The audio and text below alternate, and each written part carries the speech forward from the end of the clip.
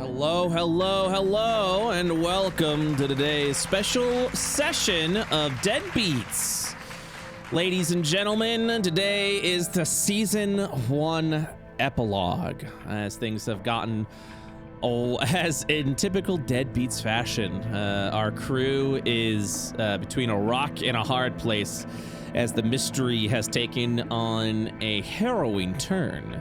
But before we begin, I wanted to go ahead and give you guys a little heads up, just for the comfort of our audience.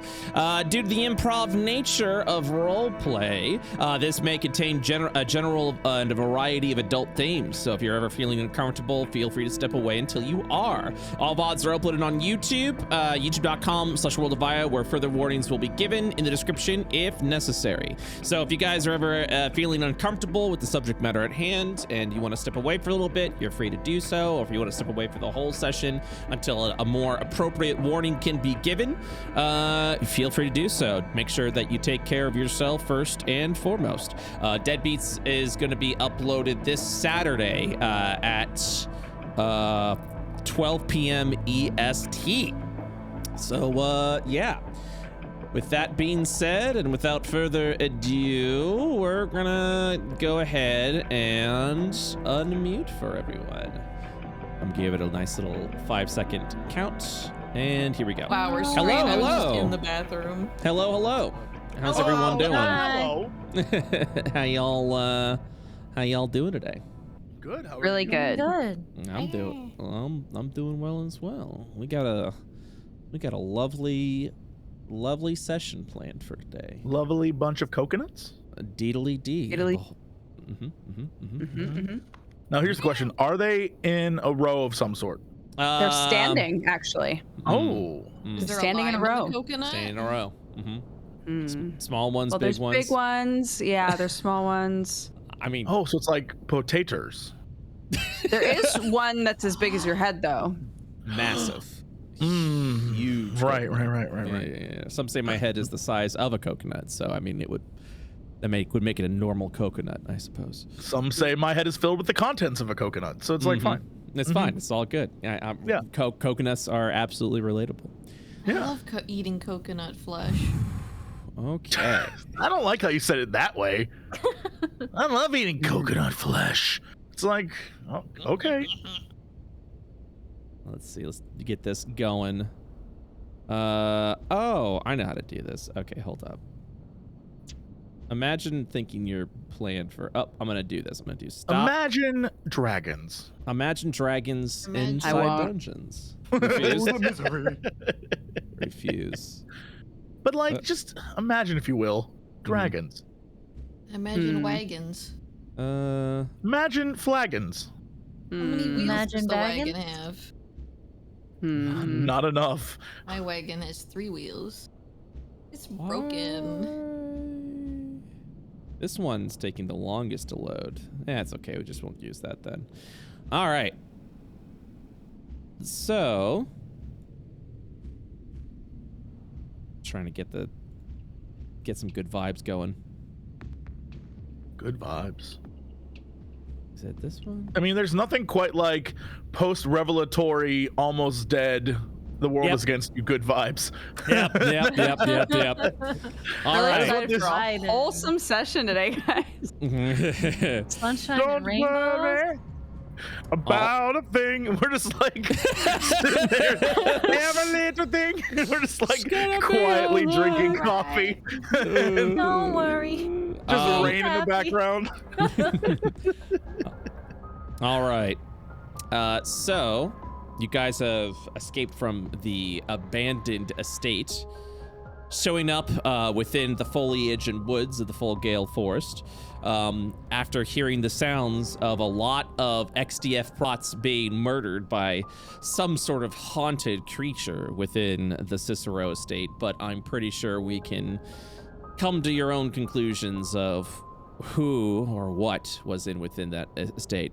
But before that bucket of trauma happened, you guys have, I guess, made a turn in the Facade case, discovering in the depths of the estate Logan's partner, who began accusing Logan of being the one that was behind the murder, specifically murder of a Zero senator. After a lot of back and forth with a lot of things not really connecting, not really piling up, in an attempt at almost arrest, he said some untasteful things, specifically about Logan's deceased son, which I'm sure we will be talking more about during today's session. Karis, hearing this, went to strike at the partner, who quite literally, at least in your eyes, fell into the fist that Karis was punching, allowing him to essentially forcing a neck snap. It is from there, almost like taking off a cloak, a strange and large alien-like creature shifted out of Logan's partner and revealing the true identity of who that was. Logan's partner's body was tossed off to the side, and this alien creature morphed into an XDF prot and just booked it. Just fucking ran faster than Karis in the process.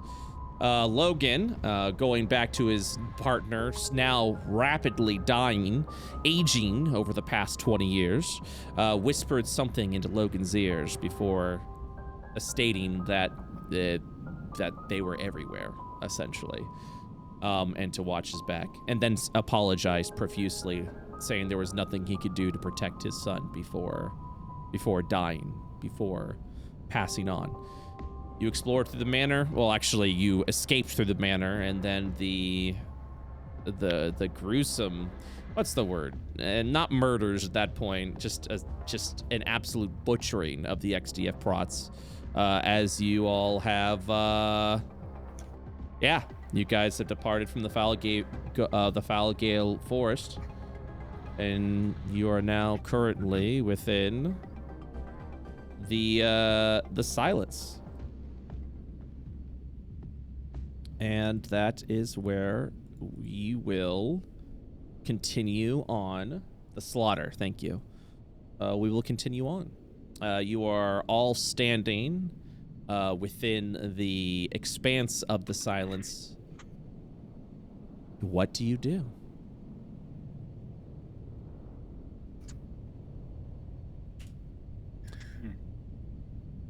And I'll leave it up to anyone to take the initiative. Otherwise, I'll point at someone and be like, what do you do? I don't think Victor would do anything. Like, I think he's just going to follow the crowd. Victor has definitely been through a lot, I feel like, with everything that's happened here. Mm-hmm. What is Victor's like general demeanor currently?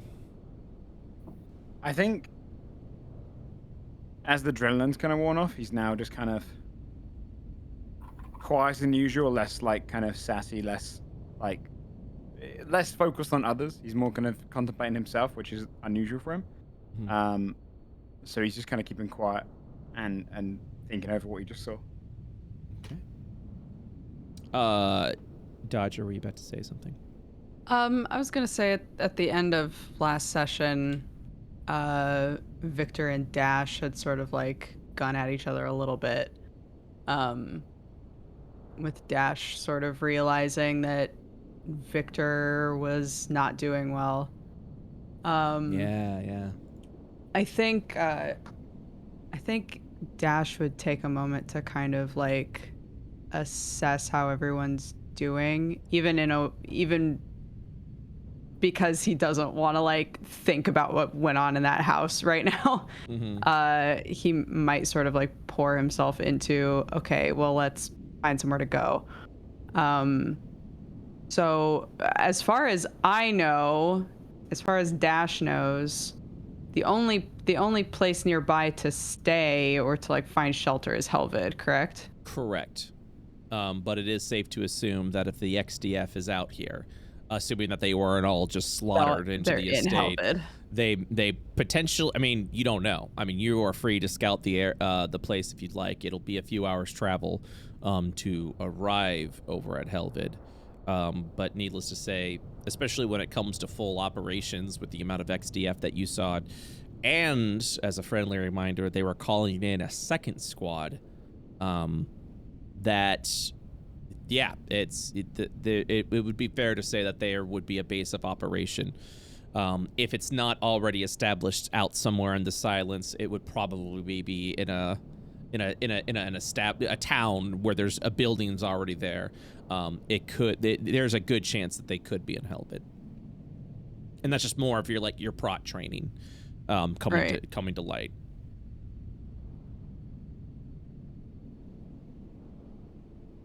Okay.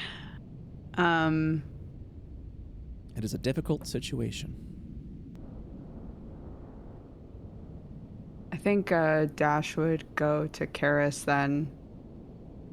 Okay. And sort of softly talk to her. I think we can't go back to Helvid. Where should we go north, do you think? Karis is clearly a bit distressed, but is doing the whole thing where she's trying to not be. Yeah. She's definitely trying to. She seems distracted. She's very distracted. She kind of snaps to and just kind of goes, what is up north? There's nothing of note up north. We need to find shelter, but if we can't return to Helvid. No, we can't stay out here. We can't stay anywhere near this place. He looks kind of pained. Sorry, above board, what was the name of the place that we came from? From? Jotun, something like that? Jotun. Yeah. Oh, okay. That's where the rather large city of Jotun is. Yes. Our best bet would probably be to blend in Jotun. Go back there. We don't have any connections. The XDF is out for us now. The best thing that I can really think of is to reach out to the Lamentos again.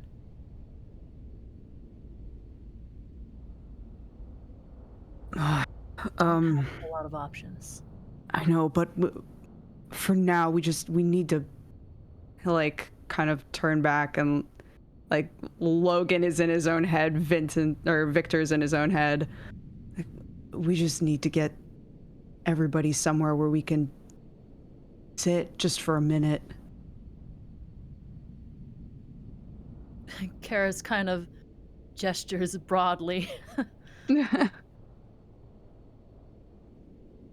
you know this area? No. He'll step back over to Victor. Sorry. Thank you. I stepped on Eugene. It's okay, he's into it. Victor. Yes. Where around here can we go? We can't go back to Helvid. I know a lot's going on. We all need to just sit, but there's nowhere to sit currently. So where can we go? So Victor, off to the north are some ancient ruins that I was thinking. I would imagine you or your father had probably scoped out and explored, probably for some antiquities. Because of this and the ground that is over there, there isn't really any population, but you could probably find some shelter within the ruins. The reason why there isn't any towns up to the north, however, is various monstrous creatures roam the land. Or at least it did several hundred years ago. You're uncertain if danger still persists there, but there definitely would not be civilization. Unless the climate isn't changed. North has the least amount of prying eyes. It might have its own dangers, but nothing that's going to go and call the police. The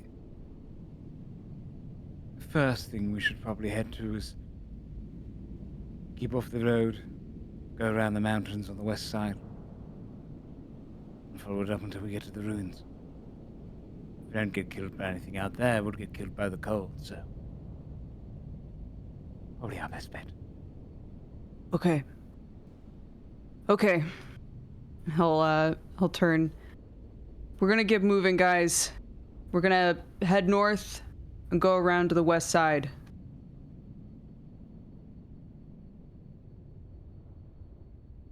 It's as good a spot as any. What's north? Nothing. No people, apparently, which I think is preferable right now. All right. Logan, what's going on in what's Logan's demeanor currently? I think visually, you would see a man who is just like standing, staring out at the white snow, wind whipping at his coat, but apparently lost in thought. But internally, he is a man who is in his mind palace, completely oblivious to the rest of the goings on, trying to come up with like, what did I miss? Was there clues? Was there something that I could have done? That kind of thing. What's going on with Hellebore? He's fucking vibing. He's just bouncing up and down. Okay. At least one of us is. He's not too phased by what happened, because death and all that, he's pretty numb to that. He's pretty much holding back Piper, who is internally screaming and wants to yell very loudly, but he's like, no, that won't really do anything right now, so he's suppressing him for the moment. Gotcha. And then what's going on with Eli? He's clearly unsettled.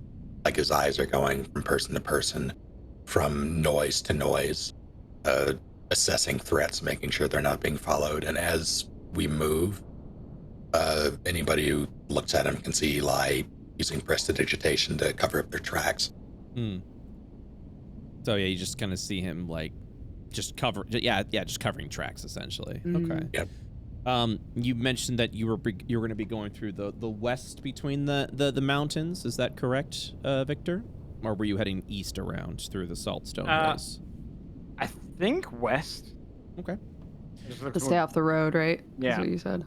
All right. So you begin to travel your way around the Foulgale Forest. I guess kind of like semi-close to the border, and that way hopefully keeping yourself away from the main road itself.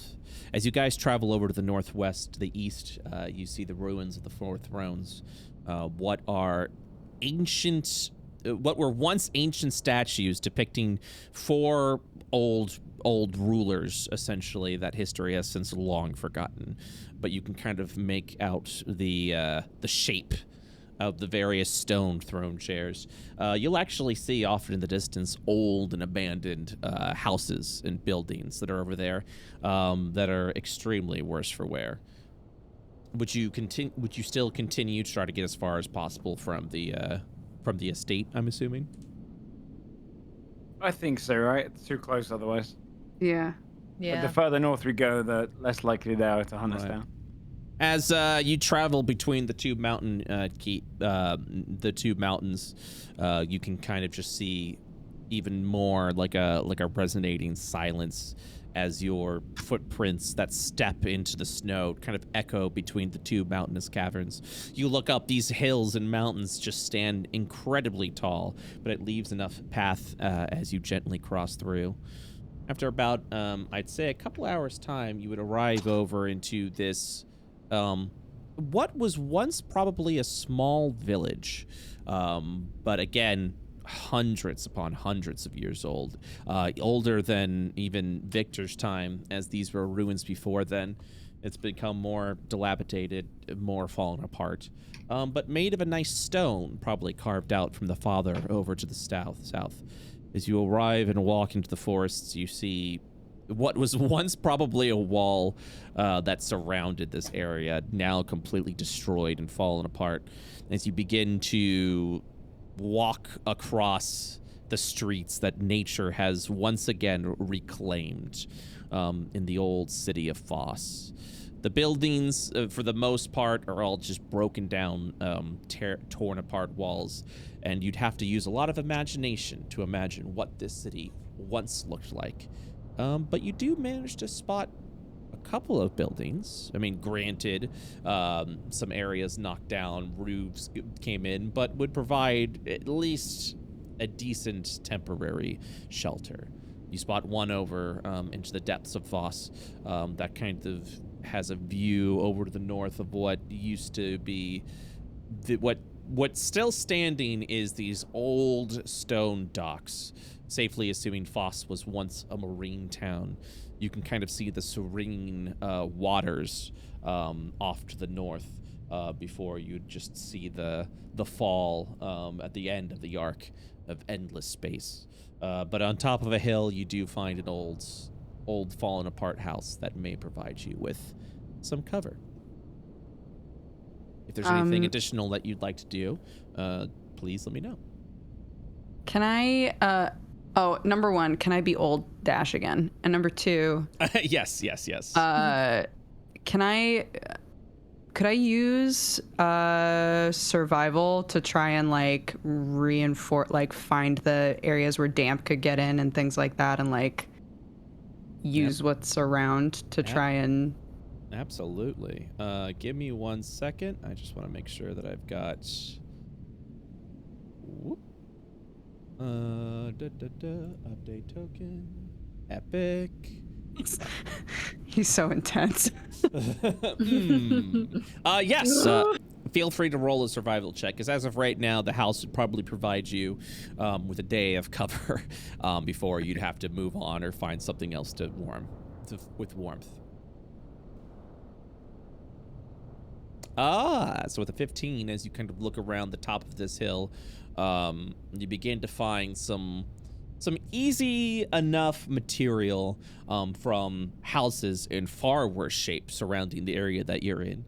You manage to gather around and just in a real quick way, just makeshift cover of any spots to provide more warmth. Of course, a fire of some kind would need to be built inside this house, but you believe you've covered enough spots that, if necessary, 2 to 3, maybe if you're lucky, a 4, you could probably stay here for 4 days before it would all fall apart again. But at least you have fortified your position to kind of keep things nice and warm. It'll allow you for safe sleep without having to worry about the elements destroying you. Yeah, I would definitely try to make a fire next, unless somebody has like the campfire spell or whatever it's called, bonfire. With your survival skill and being someone who's been out in nature plenty, you make that easily. No check required. Sick. And yeah, you kind of are surrounded by, it's almost like this, like these 4 walls, stairs ascend up to a smaller room up to the top. The house itself is pretty tight quartered, but has all the things that you would need, including, old like adobo. Am I saying that right? Is it Adobe? Adobe. Thank you. Like ovens and stuff like that to cook with, if cooking is necessary or needed here. But the campfire will suffice. And you just kind of, as you are all within this building, the refractions and reflections from the campfire just kind of deflect off of these stone walls, and you begin to warm yourself. Simply because for the past few hours, you've known nothing but cold.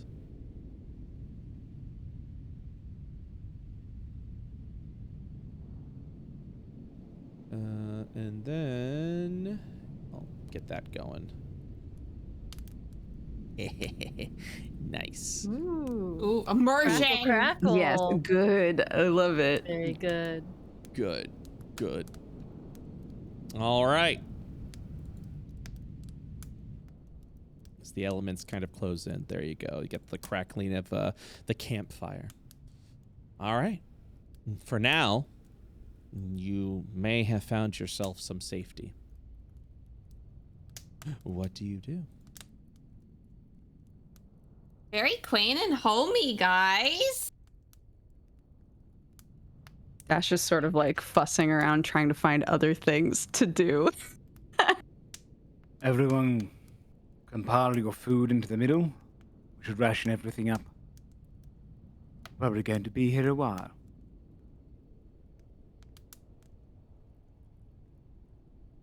He's going to put all of his rations in the middle. Yeah, Dash will do the same. Kara sighs And, and also puts her rations out. I can maybe try to see if there's any fishing out here.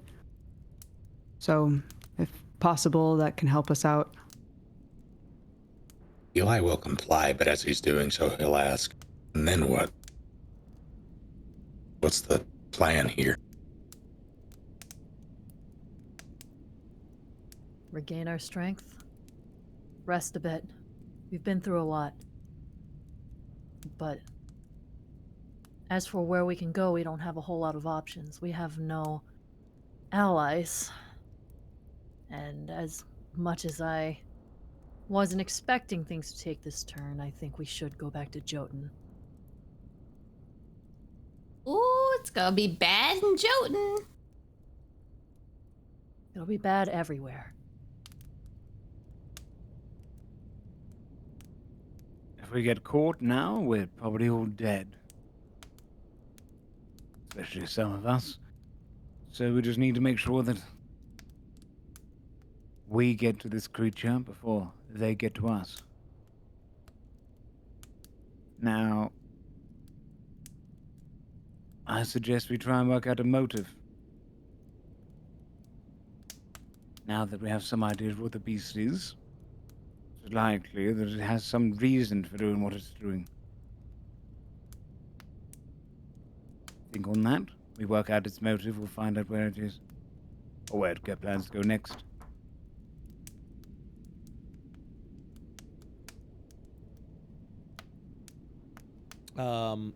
It's at this point, Logan, as Victor talks about motive and what this creature is attempting to do,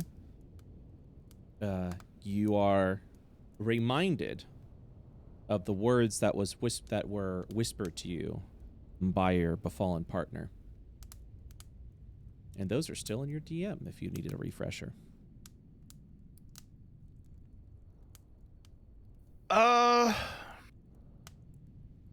Logan is sort of sitting on the outside, and he mumbles something under his breath about the whole, like, we're gonna stop, we have to find out this dude's motives, and we have to do this, and Logan's just kind of talking to himself, but in a way that is very annoying, like almost condescending to the fact that you are having a conversation, but he is not engaging with you at all, but he's definitely remarking on what's being said.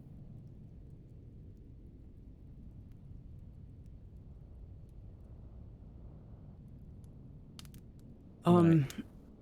Sorry. No, go on. I was like, I don't know if we were gonna wait for Joe in case Joe wanted to respond. Oh, right.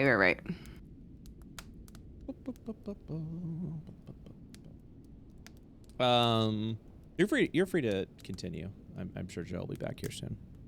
I'll wait, because I didn't realize Joe was gone. Oh no, it's all good. I have the Discord up and open, ready to go. In the meantime, I'm gonna McFreaking lose it. Okay. So what are you doing? Just no more zombie. Other one's out. Other one's Angie. Other one's setting up shop. Okay.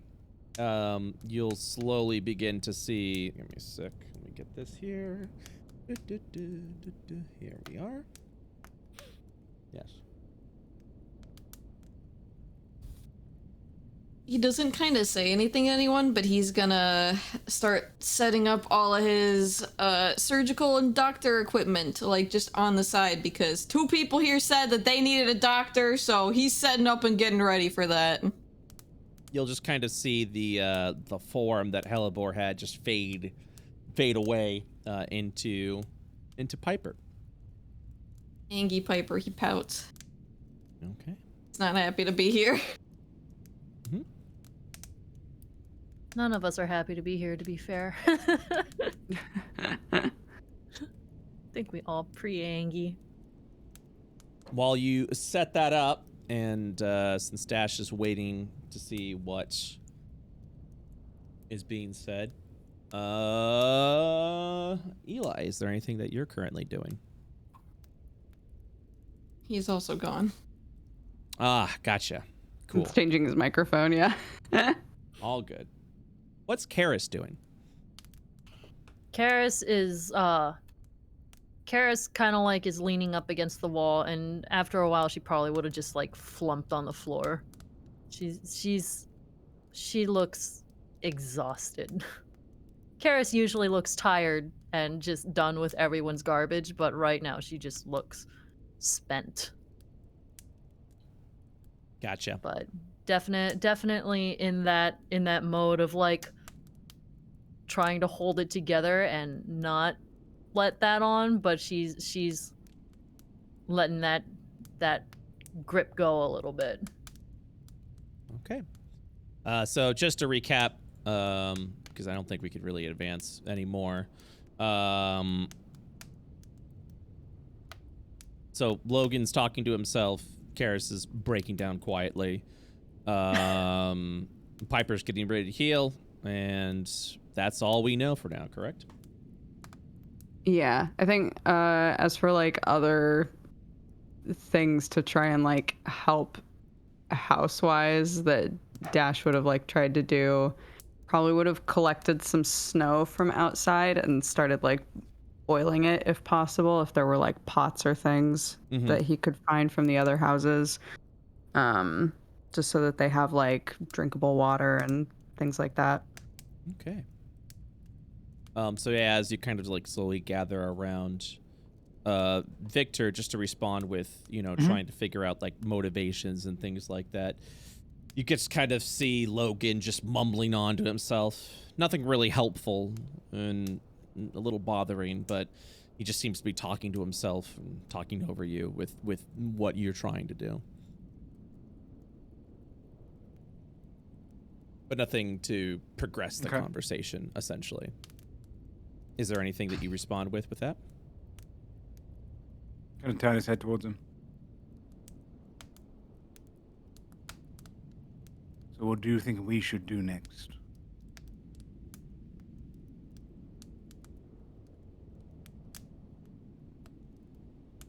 Logan finally looks up from his sort of out of it state and can see, like, is it very obvious that everyone is like flat busted right now? Are we in a bad, like emotionally in a terrible state? Is it that obvious? Yep. I think, yeah, either people look anxious or they look just fucking wiped. Sure.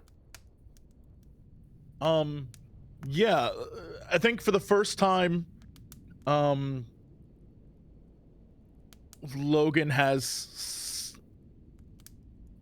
somewhat of a defeated look on his face, and he does one of those like things where he has a stick in his hand and he's poking at the ground, but without looking at anyone. Just says, I'm so sorry.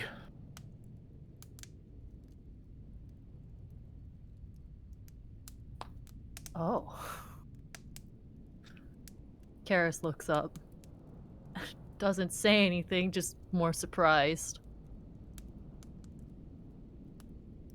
I failed every one of you.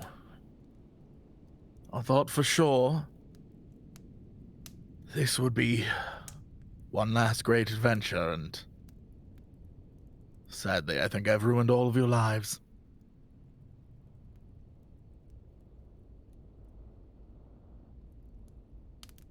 Sir, what happened with your son?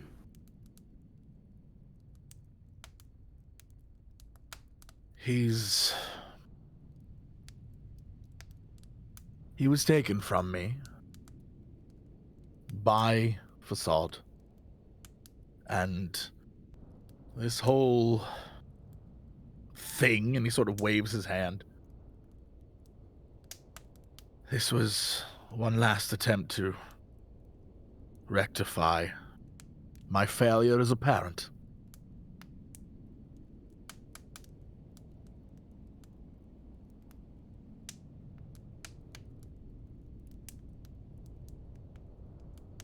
You said was. Not is. Was.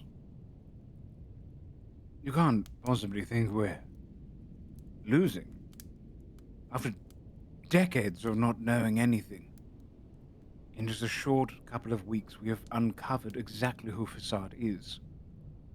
I don't think we actually have, my friend. Logan, you're blinded by your grief. Yes, it could become anyone. But in this short moment, we have some idea that that senator, we can try and find.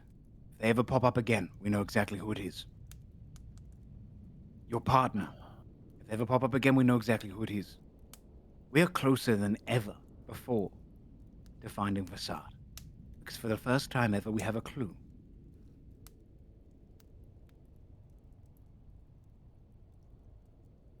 Logan lets out the, most exhausting sigh ever and looks up at the group and sort of sticks the stick into the ground. And he's like, unfortunately, it's far worse than you know. What do you mean? Facade isn't just that creature.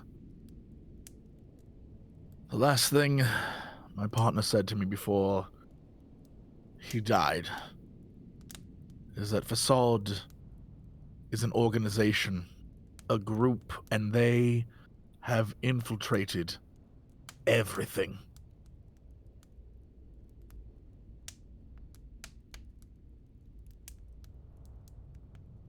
I don't know who we can trust. I don't know where we can go. And as far as I'm aware, all of us are wanted, possibly now for the murder of countless prods. We are essentially on our own.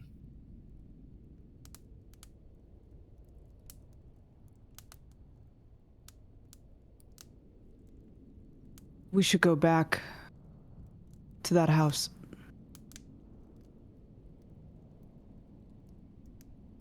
Even if we don't find anything there, even if we can't find any other clues, we can at least, if anyone was left there, we can try to put them to rest.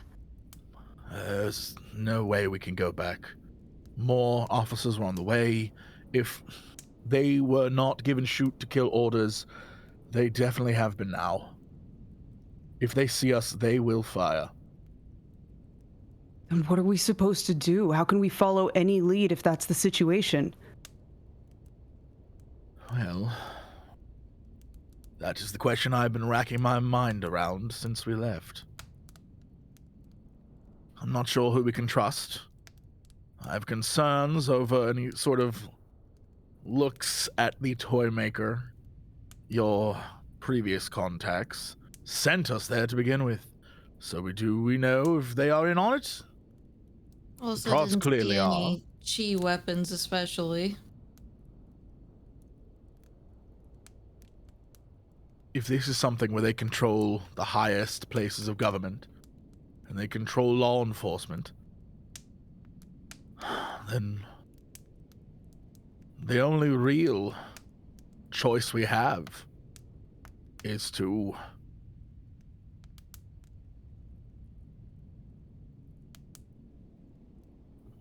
find some way to fight back.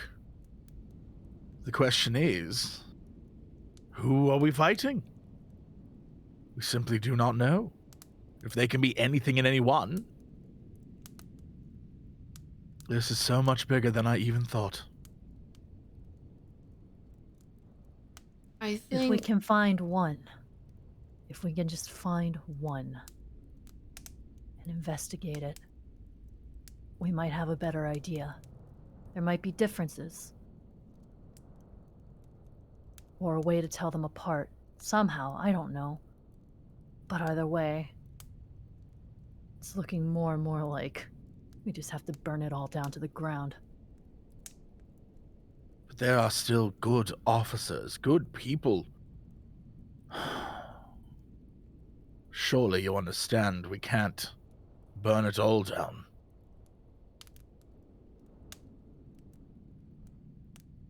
And that's why we look for the differences. And what are those? I trusted a man for years, and he turned out to be whatever the hell that thing was. Karis kind of flinches a little.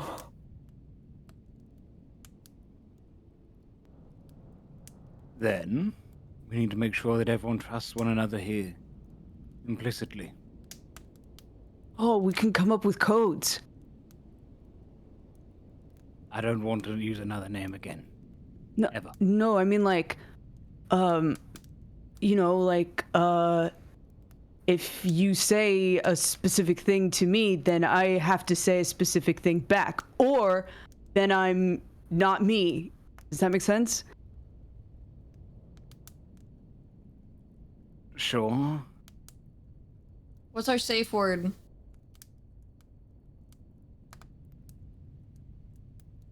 Well, I'd like to vote for Persimmon. The problem is we don't know what Facade takes when they become someone. He knew everything. He was him.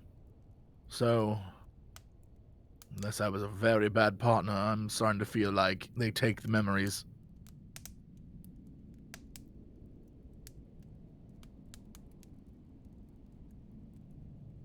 Are you sure that he wasn't that creature from the start? That's what I'm saying. There are years and years of memories. I simply do not know when he might have taken over, if he was him the entire time, if he was only him recently. There was simply no way to tell. Well, he seemed confused, right? Like when you saw him last, he didn't remember any of that. Exactly. It seemed like it swapped. Again, we lack information. And any good investigation requires information. So, if we're to defeat these things, if we're to expose this cabal, then we need as much information as we can get. Logan, go ahead and do an investigation check at advantage for me. Okay. Kind of as a recollection. How do I do it if you at will. advantage on here? Shift click, or you can roll it and there'll be a plus sign. And so when you mouse over investigation, and I'll roll it for you. 17 's okay. still great. Great. So, you actually recall when you saw him, he was exasperated, but it wasn't the face of confusion. It was the face of sorrow, of regret. He, as you looked upon the eyes of his partner, it looked like he had so much to tell to you and did not have enough time to do it. The fact he even said those words means he knew what Facade was. Maybe he was just a passenger that entire time. He may not have been in control of his own body, but he certainly knows what happened. He knew enough to tell me, and he knew enough to feel regret for what he had done. So perhaps the victims were forced to watch. Do you remember exactly what he said? Yes, I'll never forget it. He said Facade isn't an individual, it's an organization. It's a group, and they've infiltrated Zeros.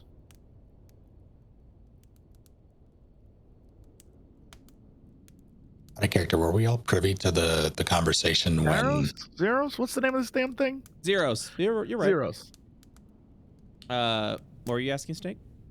Were we all privy to the final conversation between them? Like, did we hear it? So what Logan said wasn't, you didn't hear that part, but you did hear the after part where they come off world. Specifically, the thing about his kid. Yes. I mean, everyone everyone heard that. Yeah, We everyone all heard that, yeah. Yeah. It was the lie that was trying to be sold, that Logan killed the senator because the senator canceled, closed off his job, and that, ever since his kid was killed 20 years ago, he's just been going downhill this entire time. So yeah, you would be privy to that. No, I mean, when Kagan was back and he said he was there, like he saw Facade kill his kid. Okay. Yes, you heard that. You couldn't stop him.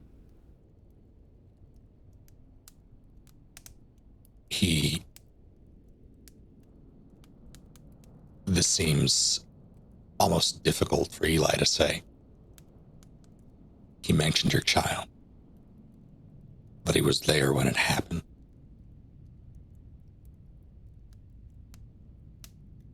For this facade, this thing to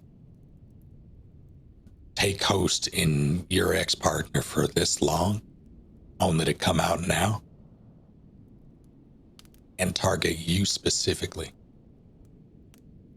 This whole thing seems to target you specifically. Are we to believe that's coincidence? There's no such thing as coincidence. Whatever their reasons, I intend to find out.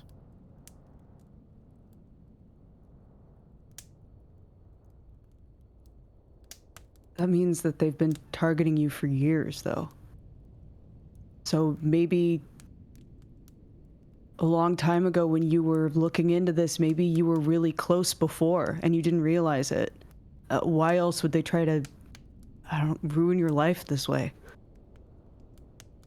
I don't know. I've combed over those cases 1,000 times, and I was never, ever close to anything that seemed logical. But perhaps a organizational cabal of potential xenomorphic creatures. I have no... perhaps there is no rationality behind any of this. Well, sure there is. Look at what they're doing. Well, we know their objective is control, or something very similar to it, but why? I don't think we know yet. Do you have your old notes? Everything that you studied on Facade before? He smiles and he's like, well, of course. He points to his head. Of course. And nothing that you learned over the years, now that you know it is an organization, not a person, nothing can give you a hint towards what... Can I do sort of like a memory check to see if there's anything that pops up? I'll allow another investigation at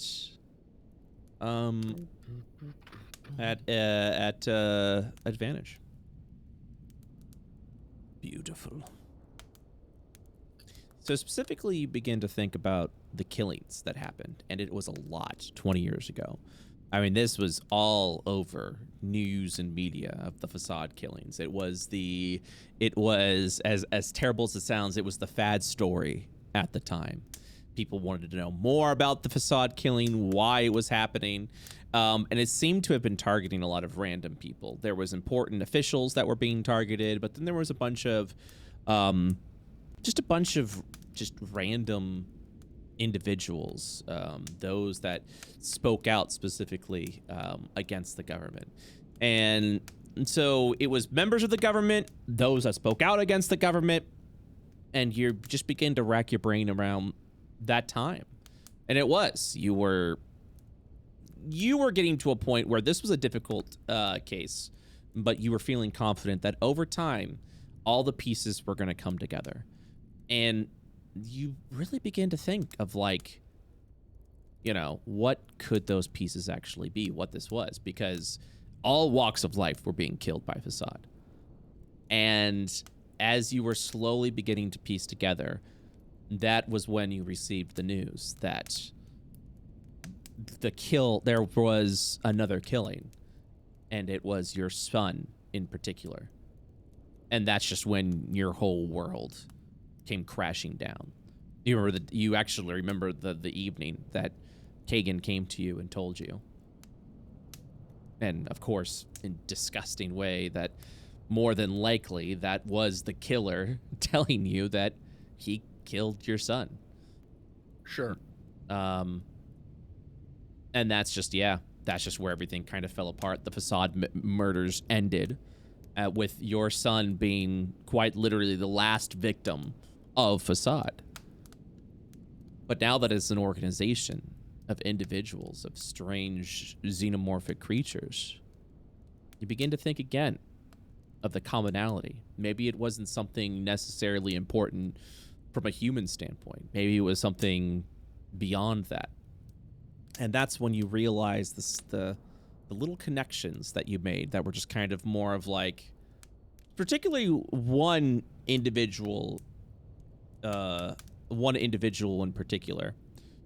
It was a young elvish woman who were specifically speaking about it was kind of like eye rolling at the time, because it specifically was like, you know, we need to be more accommodating, we need to be more peaceful, we need to end the wars, we need to end the battles, but more importantly, we need to reach out to others. And the specific individuals that were brought up was the Chi, who were these very rare race, of course, of bug creatures, but they were thought to be warmongering invaders from another land. And this person spoke of how we shouldn't be hating these aliens, we should be accepting them and welcoming them in.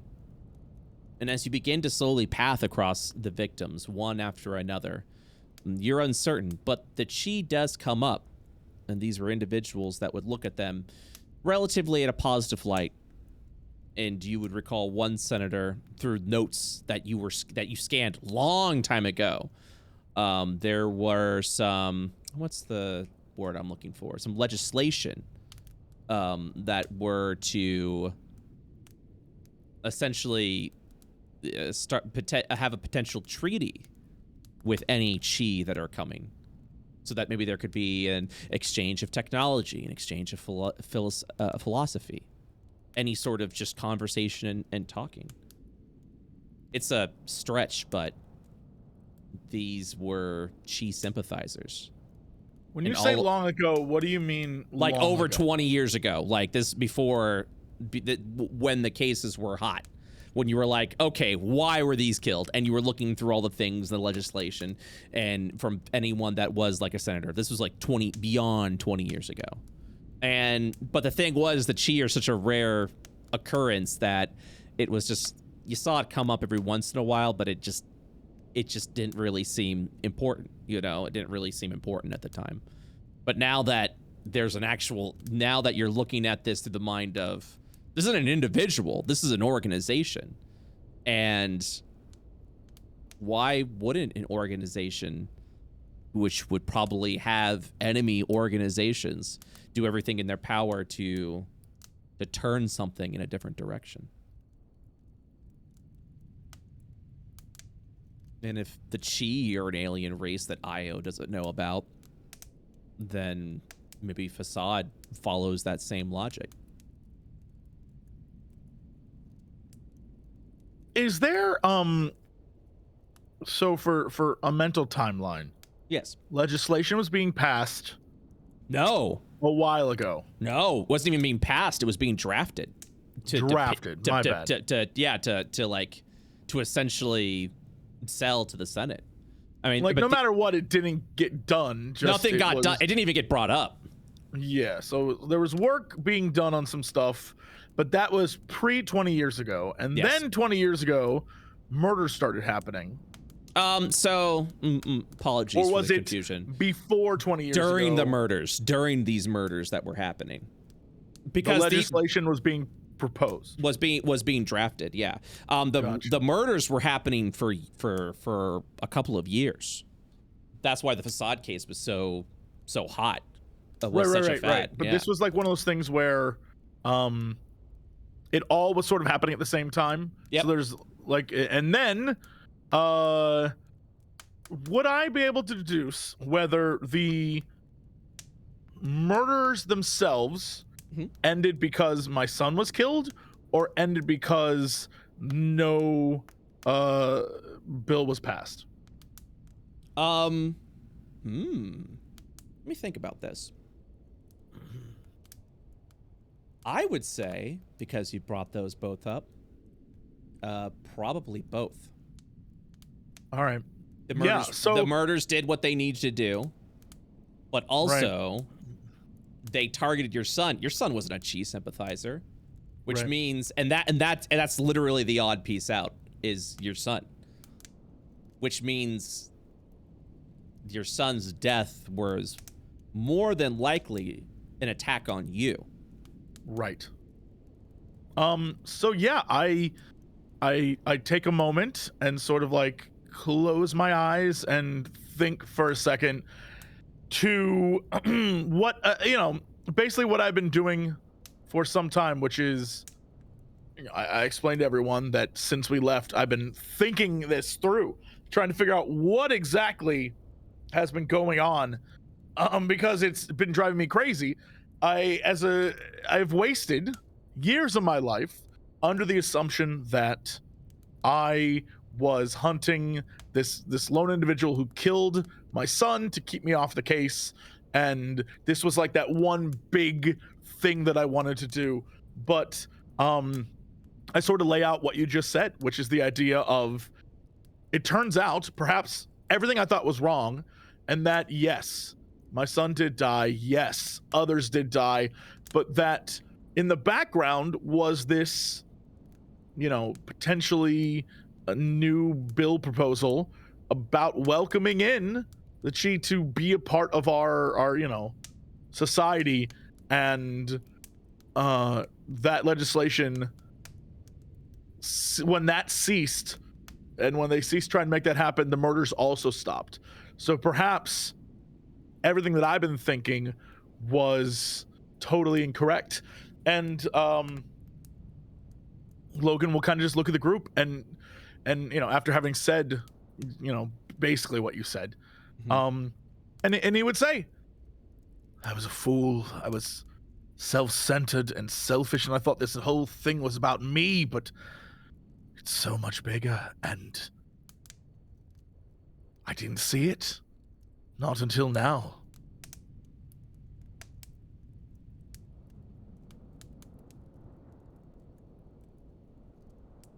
Go on. There is something happening. Some reason they didn't want the Chi to be welcomed? To be adopted into our society? I'm not sure. Perhaps that's the place to start. Maybe if we can find out more information about this Chi, we can figure out why someone would want to prevent that from happening. That's the best thing I can figure. If all you've said is true, then we have a problem. Go on. Well, we can't go back to Lou. She was against the Chi from the start. Which means... just in case I accidentally sold that incorrectly, she wasn't against the Chi. She specifically was trying to stop a Chi weapon that could potentially bring some stuff in.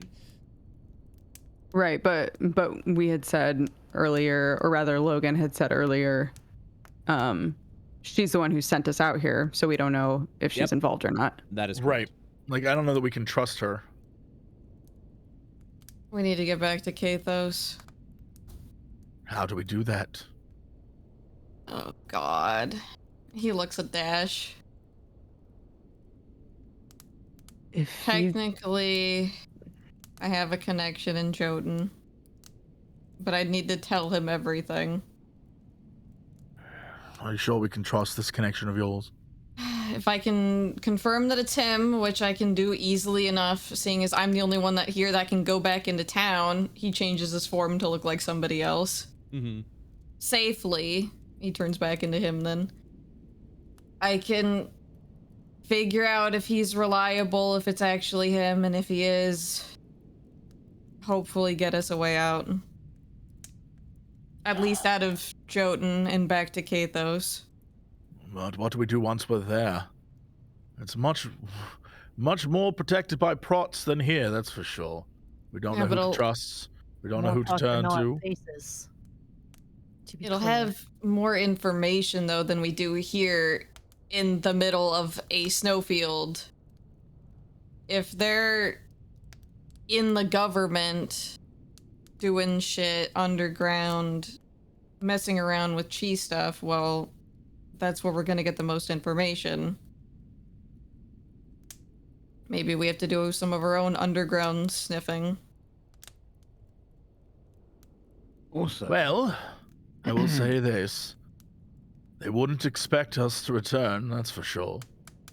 Oh, also because, I didn't realize how much, mortal danger we would all be in, initially doing that. He goes through his bag, and he pulls out, like, 5 or 6 pieces of paper. They look like they're stapled together, kind of like a contract. Mm-hmm. I'd like to direct all my party members to the Deadbeats chat. He hands you this. Ooh.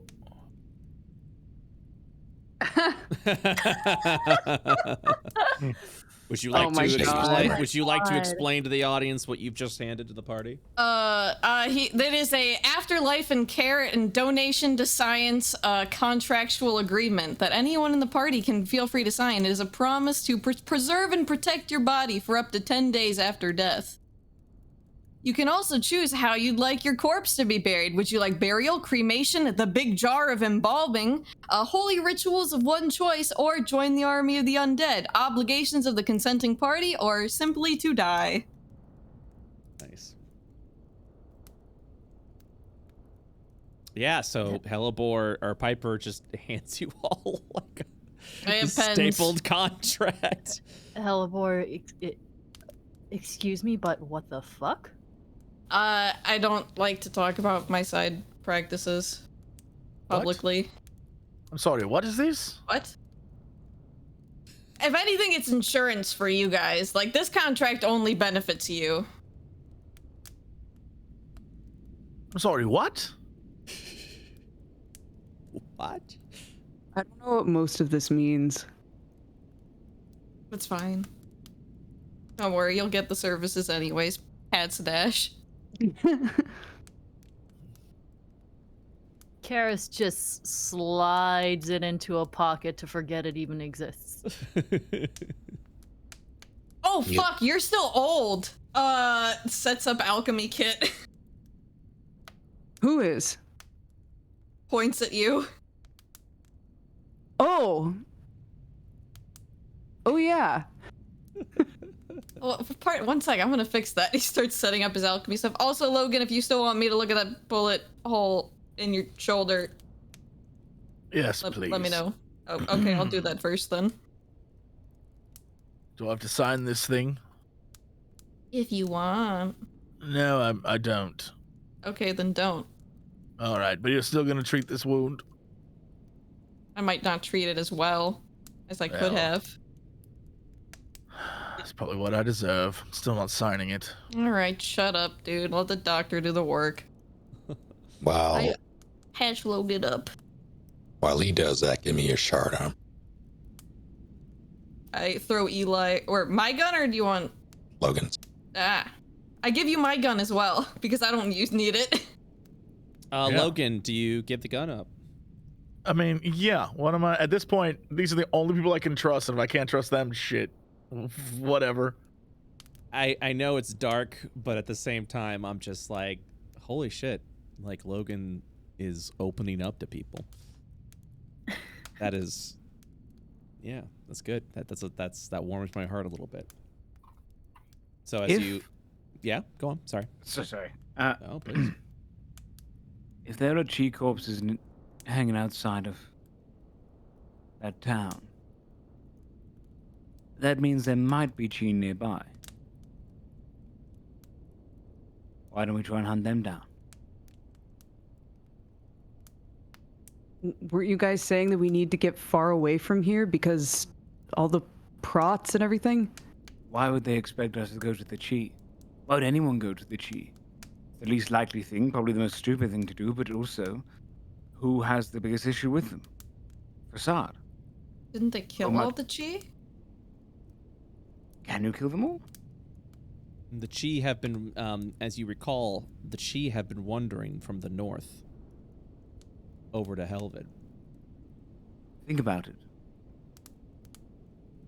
If we find... Logan was obsessed with Facade as his enemy. We learn about our enemies, we focus on our enemies, we obsess over them.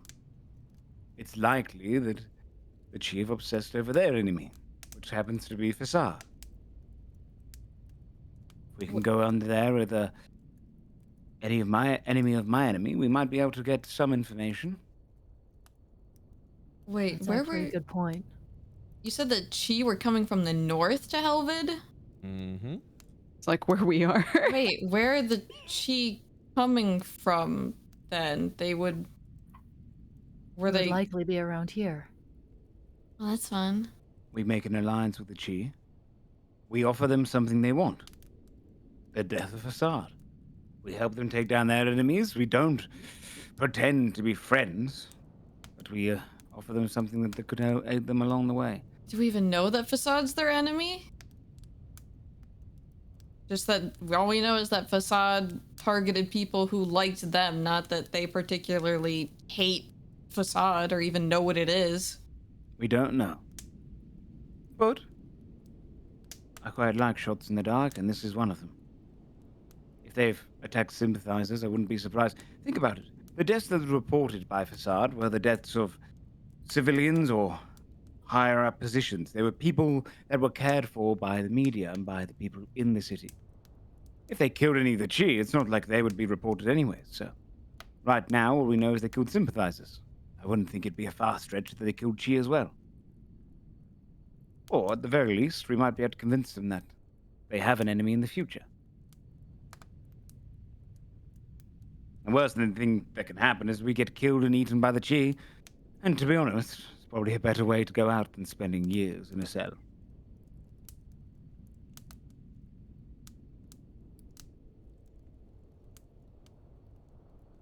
At least a shot in the dark is a shot.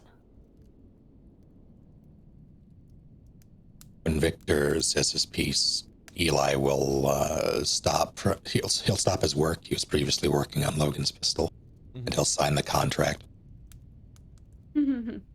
He read my contract! I fully wrote all of that out, thank you.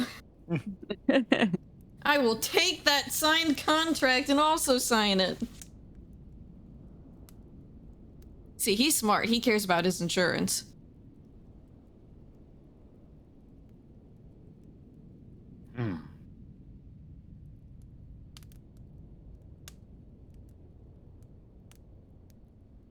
So what is Eli doing with a gun? I am infusing it with the repeating infusion, repeating shot. Nice. So Logan, your pistol will get a +1 to attack and damage, and it will have infinite ammo. Hey, you're not that bad. You're not that bad again. I don't care what everyone else says about you. You're pretty good. This is my favorite toy. Okay. The illicit pistol has been upgraded to +1. So there has been a couple of things that have come up. It seems Piper would like to go back to Jotun at some point to reach out with his contact. I'm assuming I know what that is. And there is potentially talk of trying to find a Chi. Is that correct? Yep. Would we even know where to begin to look for that? Well, the information that you received from Helvid is that they would wander from the north. The first time a Chi appeared, the Chi had started to attack Helvid, which meant, and then people fought back, killed them, and then any other Chi that would start showing up at Helvid were just shot on sight, essentially. But they could only be coming from, like, East of us. The east of us, yeah. So, I mean, we could just go east, and then we don't see any, keep heading back. We could just, like, go east around. We have this house, like, locked down for, what was it, 4 days? If lucky, you have a guaranteed few days. So we would have at least a little bit of time to investigate while we're hunkering down. Mm-hmm. The question is, who would investigate? Do we know what language they speak?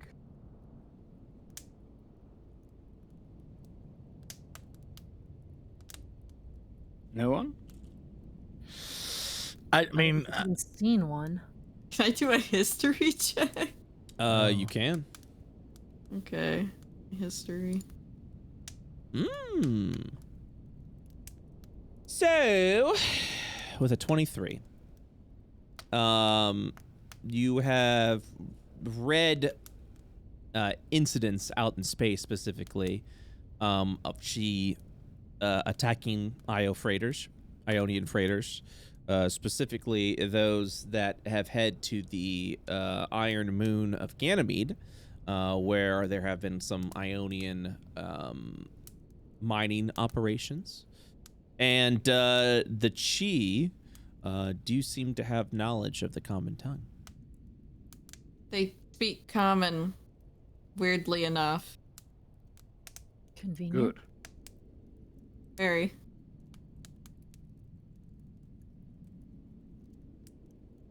Then I'm willing to deal with them. Besides, if I die, it's not a big deal. Means you can go on and finish the case without me anyway. But I could use a little backup. I'll back you up. Ooh, I just had a thought. They can't track us with that, right? Points at Victor's neck. I look towards Logan. I don't understand this technology, so I'm not sure. Yo, what is it for? The other two don't have that. Dampening my magic and weakening me.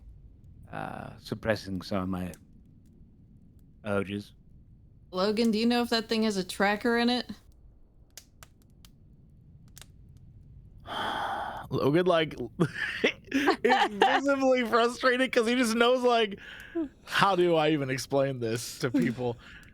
Like, I honestly don't know, but I'm not quite comfortable removing it to find out. He's not. Oh, he's scared of you, Victor. No, he's just cautious around someone who is also a monster. I I deserve to be wearing it. At the very least, I can poke around, see if there's a tracker in it without disabling the whole thing. It's probably smart. Well, go ahead and do, you could use your shard hacking tool. You can also do an investigation tool. Investigation check if you'd like. If you'd like to spend the day doing it, I will have you count as rolling a 20, if that's what you'd like to do for the day. If we're gonna spend some time here, then yeah, I'll just take the 20. Okay. As you go up, is anyone else doing anything during this? This would leave Eli and Victor out of commission. Can I not do anything whilst he's looking at it? Yeah, you have to literally. You could talk, but you would literally have to like sit there while he pokes at it for the day. Oh, I was just gonna summon my fine familiar. Wait! You're gonna summon? What are you doing? My familiar. Just doing the because it takes me an hour to summon it. So. Oh, okay. I see. Is it time? Is it time to summon the familiar? Very Technically, well. Eugene isn't here right now, but I also take the hour to resummon Eugene. You will see this small bat land upon. Oh my god, I love it. It's so cute. I want to die. I love him. Hey, Victor, Yes. if you ever want to share ritual spells, push his fingers together. No.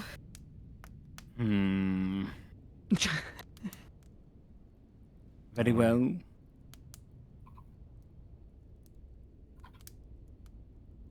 If no one needed Dash for anything, Dash would try to go fishing.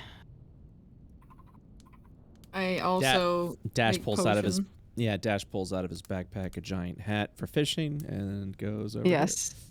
And tell him he looks great. You look great. Get that fish. Thanks. Go ahead and roll a survival check. You should be careful, by the way. The waters up here contain the greatest creatures. Good. Oh my god. Oh my god. You have my made you have done a beautiful job fishing. As you had, the fish seem to be especially biting in this area, probably because of the lack of society and human life, which means the fish here have just been going wild. You catch enough fish to feed everyone for a total of 4 days. Oh, hell yeah. Look at the end of your hook. You've caught Facade. As the fish transforms into Facade, you did it. You beat the campaign. You did it. Curses! He's like 2 feet tall. Yeah. So you get a bunch of fish, and Yeah, I'll do that really fancy thing where I compress snow together to make an ice box outside, and I store a bunch of the fish in there. Nice. How? Good catch, Dash. Thanks. Yeah, it's really peaceful out there. I don't think anybody's been around, so the fish aren't scared. They are now. Eyes glint. All right. Okay, so Piper, you're attempting to do an anti-aging potion. Yes, I have 2 undead things. Yes, you do. Unfortunately, the rib cage will not be able to be used. Yes, that was mainly for me. It's okay. But the brain and heart can be, which will give you 2 attempts. You'll have to spend the day to attempt to make a potion. It is of great difficulty. The DC will be pretty high, since you are effectively, even though it's a select version of a greater restoration, it's still very powerful to do. So, with that, you are free to use your alchemy kit now if you'd like. Is there any way that I can farm advantage on this? Farm advantage. Because I'm like, I'd be very careful. I take it slow. Well, you're always going to be able to do that unless you God. have some sort of something that can give you advantage. I'm afraid you'll have to roll it normally, and you'll have 2 attempts to do so. Oh dear God! All right, let's just do this. I have so much. go, I homie. need to make more potions. I have a lot of weird shit. I got like a weird ice mushroom. Mm-hmm. Got some weird shit in my bag. All right, let's do this. If you'd ever want to spend credits, you're able to do some essentially random experimentation to learn recipes. So, but that'll be for another time. Neat. Mm-hmm. Let's go. All right. Oh. So Ooh. with a 20, Also, wait, first of all, I just noticed that didn't add my proficiency as well. It should be 22. I will take a look at it later on. For now, though, we will. Let me take a look at here. Yeah, it's I now have you at proficient. We will add a +2. You are now at 22. Okay. Are you using the brain or the heart? I will use the brain. I feel like I can do more stuff with the heart if I don't have to use it immediately. Okay, then. As you continue to work throughout the day and process the brain of an undead, using a variety of materials around, that's part of your alchemy kit, you have successfully created the anti-aging serum that will reverse the curse of the ghost upon death. Congratulations. The process will take a long rest, which is exactly the same when Dash was sick before, and it will be a very uncomfortable rest. So you will be exhausted for the next day, Dash. Okay. I would like to propose a plan. We have this shelter for a few days, right? Correct. We take one more day off just to, like, gather our stuff. Me and Victor can, like, share some spells and stuff like that. We can, maybe do some reconnaissance over here to, like, not initially, like, get in the cheese thing. And then the day after that, we go over here and see if the Chi are here. Just so that I can stick dash, we get him all that. He doesn't have to deal with the exhaustion when we go and initiate things should there be Chi over here.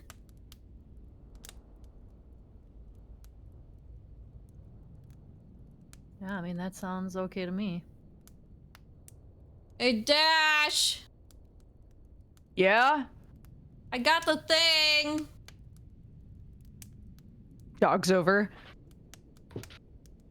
Did you say dog's over? Dogs. I also heard I also heard dogs.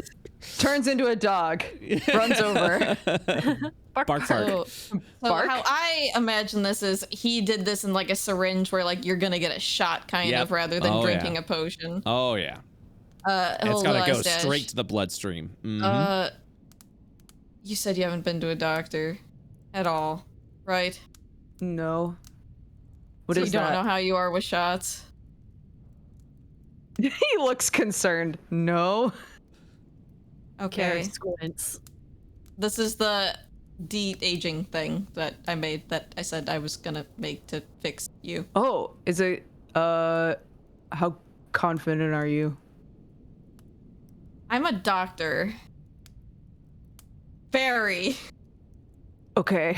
I wouldn't give you something that doesn't work. No, I know, Pipes. I just, yeah, sure. Okay, just do it, I guess. No, I see. The issue is I have a bad idea, but could also be a good idea. God. I don't think it can be both, Pipes. No, it's a different thing. You know how? Oh God. To sweeten the deal with my contact, he's gonna want samples from looks at you. And getting a 40-year-old sample wouldn't be bad either.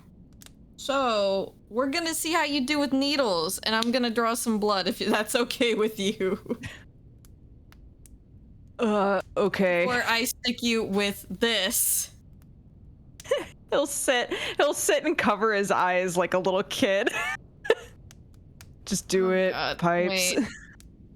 He pulls the white skull that he took out of his bag. Here, play with this while I do it. It'll distract your mind. Play with the skull. Oh, okay. Plays with the skull. Oh my I would God. like to draw a vial of blood from this man. All right. Drawing blood's easy, no check required. As you draw, you draw some blood. I put it in a vial and I put a label on it and I say, and anybody who's around sees him write this. It says 40, it says 40 Y, G period M, or it's GYM, like acronym spelling. Okay. So, and then you give the shot. And then I give him the shot. You feel just a burning go through your arm, Dash, and it's very reminiscent of your childhood. Probably a moment you had long since forgotten has now been flushed all the way back. Yeah, he looks like he's panicking a little. Yeah, that's not good. And then you just kind of feel your entire body just kind of stays warm as if your temperature has become elevated. But it settles down. And Eli, Dash's what? back. Eli, while this is going on, you come after you look around there. You come to a pretty terrifying realization. So there's good news and bad news. Okay. The good news is there is not a tracker on this device, and so you do not have to worry about anyone tracking you. The bad news is you have learned that the device has done already what it needed to do, And the collar that is around Victor's neck is now just a fashion device. Oh. As you realize, the collar is not meant to suppress Victor's powers. It is meant to permanently weaken them. The collar itself feels tied around and squeezed, and it has given Victor a great amount of discomfort. And that is because there are 6 small syringes that have been pumping a poison into Victor's body, essentially suppressing his power. But the deed is already done. There is no more. The vials are empty. They have been surging. The poison has been going through his body for quite some time now.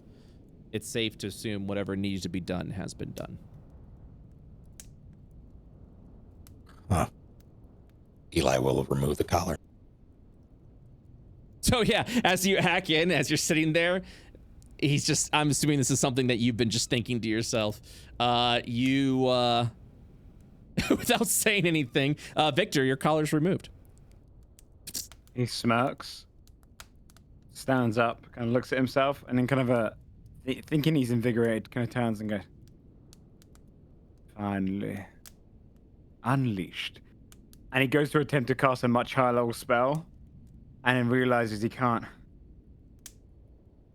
As you attempt to cast the spell, your head just becomes clouded, and you get a bout of nausea. Yeah, I wouldn't do that if I were you.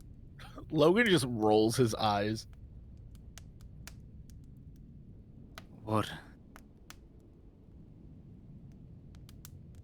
Sure, it should have come back to me, no? Nah, whatever they got you hopped up on, they made sure it would last. See these vials here? Eli will hold up the collar and point to the syringes on the inside. Whatever was in here isn't in there anymore. It's in you.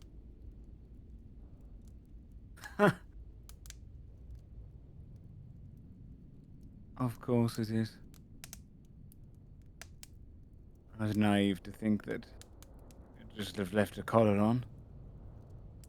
Kind of slumps down into a seated position. I'm weak. Like all of you.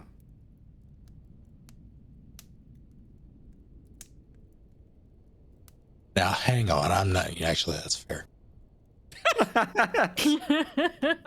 Oh my. No. I mean, yeah. Well, good night. Eli will drop the collar in his lap. Pat him on the shoulder. Appreciated regardless. If it's any consolation, you can pretend to be full strength. Oh, goody. Maybe it'll come back to you. Eventually. Kara shrugs. Well, fellow mortals, what should we do? Go out looking for the chi? Sleep for now. Give me your book. I'd like to copy across your spells. Will I get to see your book afterwards? Tomorrow. I will transcribe some, but you do not get to touch my book. My book is different. It is not like your book, it's my book. Oh my god. You got spells in it or not, bitch? I have a couple. Can I look at them tomorrow? You can look at my description of them. That's not how this works. I do not share my book. Then I don't share my book. That is not fair. Oh my god, both of you just share your books. I would literally rather be eaten by one of those things than listen to this anymore. You look at Victor's book. The cover is made out of the carpet that was at his old estate. Eugene squares up with the bat. He's This gonna is our whisper down to Friday his- night his rumble. Yeah. I like to imagine the bat is always in like a sleepy state until he's called to do something. Just chill bat. I get in my bag. I pull out 2 pieces of cardboard. I put them on Eugene. Eugene now has cardboard cut out angry eyebrows. Can you two control your pets? Clover, kill. Kill it, Eugene. That's not what I meant. They both jump at each Is it other. hot in here? This is our entertainment for the night. And then as they jump at each other, you just see as they both lose Now their look one what you hit did. point. Now I have to resummon my familiar. So do I. And in an hour, mine's going to kill yours. You have to do it again. No. Eugene's gonna kill you. He starts to resummon Eugene. Yeah, you just watch as the ritual Summon, casting summon. the hour, just trying to cast as much as they can for their familiar. While I'm casting, I look at Dash and I'm like, by the way, you owe me a favor for that serum. Isn't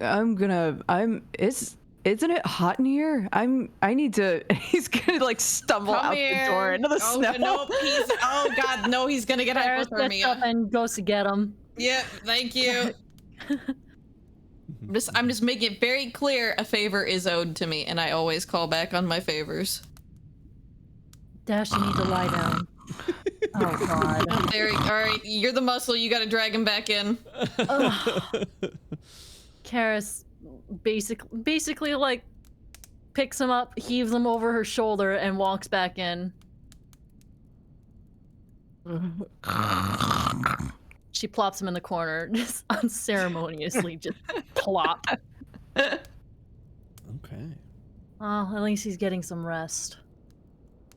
Which you guys should too. She kind of eyeballs Piper and Victor. Or at least give it one. Resummon in the morning, truce until then. For now. That's better. He goes and curls up to next to Dash's limp, passed out body. All right. Karis is gonna like sit down in front of the door just in case Dash starts sleepwalking or some garbage. So she's gonna start snoozing basically with her back against the door. Okay. So you guys all take a rest, unless there's anything you guys are doing during the evening. You all will have completed your long rest. Dash will suffer a level of exhaustion for the day, getting a restless sleep from everything that has happened. Long rest. Do, do, do, do, do. Okay. Day will break as the snow continues to pile in around the area. What do you all do during your morning? Resummon my familiar. Okay. I wake up early to resummon mine. Oh my god. Fuck you. I like what somebody said. I love the familiar fighting pit. I read it as a family fighting pit though, and I was like, God, I love that idea. This is a family fighting pit, to be honest.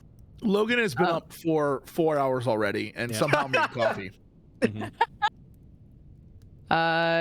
Dash would get up looking like he has the worst hangover of his life, but will still make an attempt to make everybody breakfast. Oh my god. Oh, my boy. All right. You make what I would assume. Here's a question. Is Dash interested in cooking meals that provide buffs to the party? Yeah, for sure. Okay. So this is the way cooking works in this game. To learn recipes, you have to spend 50 credits, and you essentially not only feed the entire party, but you provide everyone with a buff for the day. The buff is randomized because you're essentially experimenting with recipes. But once you once you get that random recipe, you learn it permanently. So you can either experiment or go with the recipe you've already learned. It's entirely simple. Cool. So we're gonna go ahead and do a cook. Now here's the thing: is you don't have the appropriate cooking utensils, and you're just kind of working in here. So, what abilities? I've got a pot though. You got a what? I have a pot, right? We established that I found a pot. Oh yeah, yeah. You don't have appropriate cooking tools. You literally just have a cooking tools that's just like, this is what I'm doing. So that means it's not going to add your proficiency bonus. Essentially, is what I'm saying. Right. You for your cooking, would you be doing strength or constitution? What would you want your cooking? Would you want to do brute strength just to cut everything up, or constitution to persist? I guess. I snapped the celery. Yeah. Yeah, seriously. Like, I guess strength. Okay. Sure. It's a very aggressive cooking style. All right. Yeah, it doesn't have to look pretty. It just has to taste good. That's what. That's what I was always taught. Okay. Hold on. I have to read something.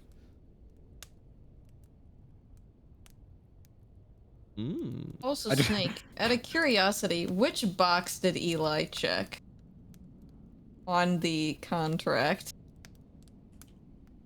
Give me a second. I checked my items because you said you had a pot, and I was like, oh, I wonder what I've got. I've got a little bag of sand. That's the most exciting thing I carry. No reason why, just a little bag of sand. Bag of sand. Can you do this? He absolutely would have checked Undead Army. Let's go! Oh, very excited. He rechecks the contract, and you just see him look at you, and he's like, "Yes, good choice." All right. Boop. Doing a thing. Okay. Dash, can you do me a favor and roll a 1d20 plus 3? Okay. As you go ahead and begin to cook with the fish. Oh, okay. 15. Ooh. Now roll it again because you're exhausted. Sorry. That's okay. Hey, still quite literally the bare minimum needed to make Oh a my god. pretty average meal, but that's still good. All right, give me 1 second, please. Do you need some sand, Dash? What did you just say to him? Holds up sand. I don't know where I got the sand. I have sand. I've had it since my room. Huh? Did people used to eat sand? No, I don't remember where I got it from. Is that like ashes Been from that your long. family or something? No, it's sand. Why do you have a bag of sand? You're not even near a beach. Maybe it was a souvenir. Did you go traveling? Ooh. It's been a couple hundred years inside of a cell. Before that? All right. So I'm assuming you're cooking with the fish that you have, correct? Yeah. Okay, and like various other things that you may have. Whatever else I can find, yeah. Yeah, okay. So you have learned the cooking recipe Advantageous. What this allows you to do once everyone eats up is that you are not only everyone's fed for the day, but everyone gets a 1 free advantage roll. Oh, damn. Go! But you have to determine when you're going to use your advantage roll before you roll, essentially. So it's not inspiration. It's just like, and I'm going to roll advantage on this one. Very that's cool. pretty sick. Mm-hmm. Cooking recipe Advantageous. So now you can cook with that, or you can continue to experiment around. Okay. And that's it. That's cooking. That's a pretty good one. Yeah. For my first one. That's cooking in a nutshell. It costed 50 credits, which has already been deducted from you, just to experiment around with the various materials that you have on you from cooking, and yeah, and a little bit of sand, pinch of sand. Adds a little crunch to Salty it. with sand. All right. Everyone, so today everyone gets a free advantage roll of their choice. You just have to let me know when you're rolling an advantage. Okay. Everyone is also fed for the day. What is everyone else doing? Gosh, I need more blood. What? More blood. More blood. No, like this. I'm serious. I need young you blood now. Piper, I'm so tired. Can you take it later? Fine, I'll take it tomorrow. Eli, could I speak to you privately for a moment? What's up? Just away from the others. It's just a little something between us. You know, between mates and all that. Sure. I gotta step outside and around the corner. Eli will follow cautiously.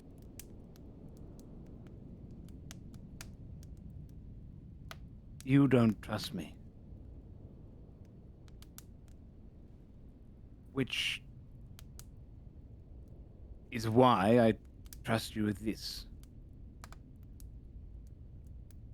If I start to become, well, I feel like my old self, and whilst I'm in the right mind to say so now, I'd like to give you consent to kill me if things go a little bit awry. So I'm sorry, I have to ask, do you die like normal people? Yes. Maybe even more gruesomely than normal people who haven't tried it myself yet.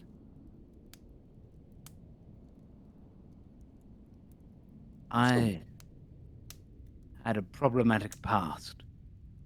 Couldn't really get over certain luxuries of life. And the last couple of days have given me some room of regret. Enough so that I would like to say that if I start to return to a less favorable me, put me down. Dash and the others and Keris and Logan would probably use me. Dash and Keris would try to see the good. Hellebore doesn't even know what their own person is. But you're logical, you're intelligent. I don't think you'd think twice. That is true. I'll kill you dead. Hell What are yeah. you hoping for? Dang, dude. Huh? Don't let it come to that. I don't understand what's happening to you, what's happened to you. But what I do know is the person in front of me now.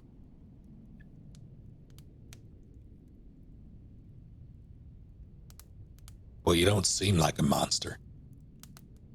At least, not unless your shirt is doing that V thing.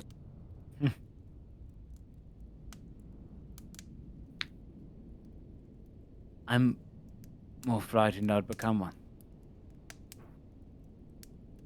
A long time ago. Well, I imagine I was the facade to someone else. To a father grieving a child, to a child grieving a father. They didn't get their revenge.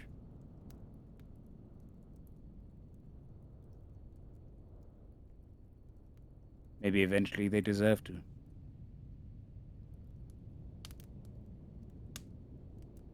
In my experiences, people don't get what they deserve.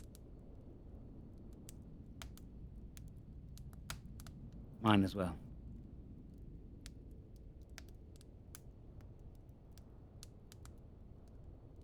Why were you in there? In the cell?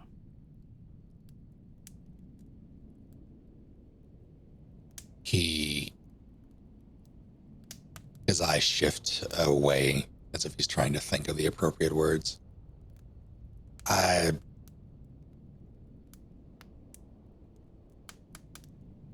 made a back call, trusted the wrong person.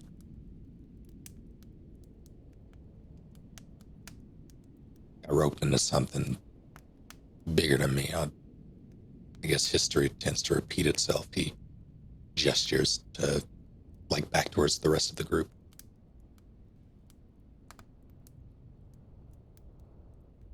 You were right before I took the fall for something I didn't do. And the person who did it didn't get what they deserve. And I don't know if they ever will. Well, that's when we get the chance to. Maybe we'll give them what they deserve. He says under his breath, almost as if he's embarrassed. Very much like to. Well, before you put me down, at least let me help you with that.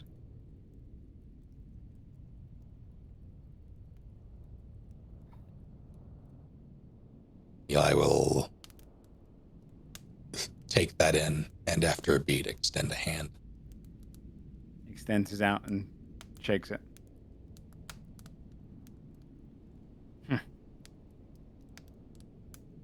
Good.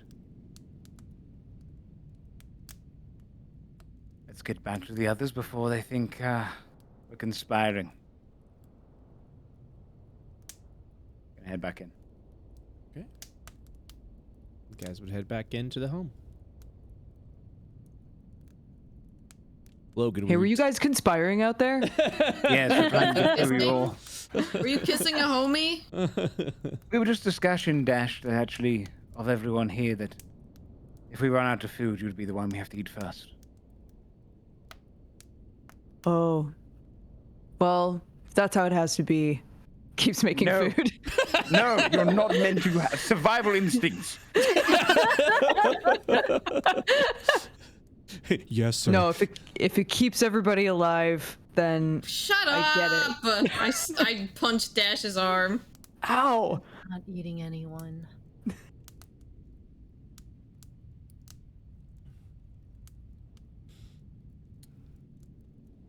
So, what do you guys do for the day after finishing your well-seasoned fish?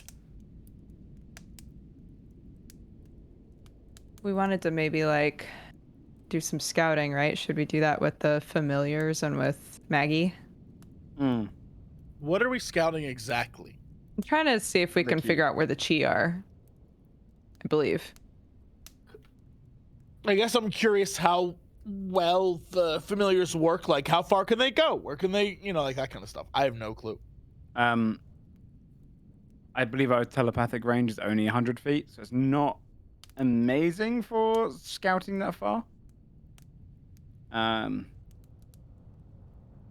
You can command Maggie to essentially do like a you can program a pattern to be like, run out here. If you spot humanoids, flash green eyes. If you don't, flash red eyes.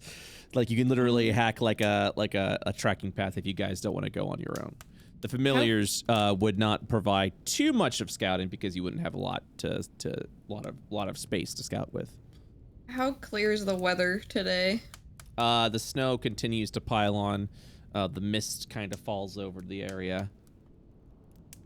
I was gonna say that we could have scouted because you have a bat. They could scout by air.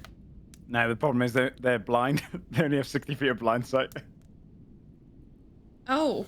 He's looking around. They're very good indoors, but beyond that. Oh, no, well, your bat could fly, and then Eugene could ride your bat. That's not a bad idea. He hops over to his master here. Victor over here. As the bat hops up. Just wait, Clover. Hold the sound. Hold the sound. Just kind of This guy does little grunts, little wheezy grunts with this little pug What a nose. cute boy. I just want an excuse for Eugene to ride your bat. I really do. And this is a good opportunity.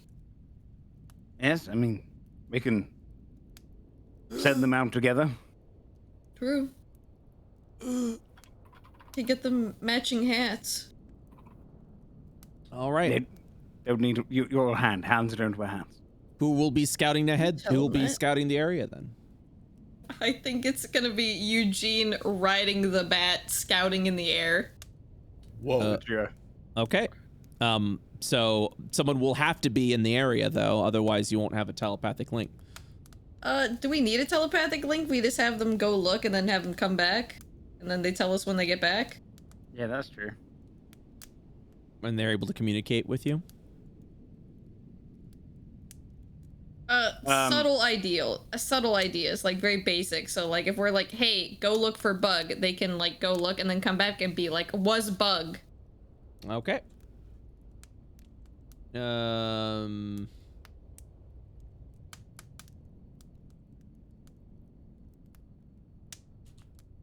One second. Let me just check something real quick.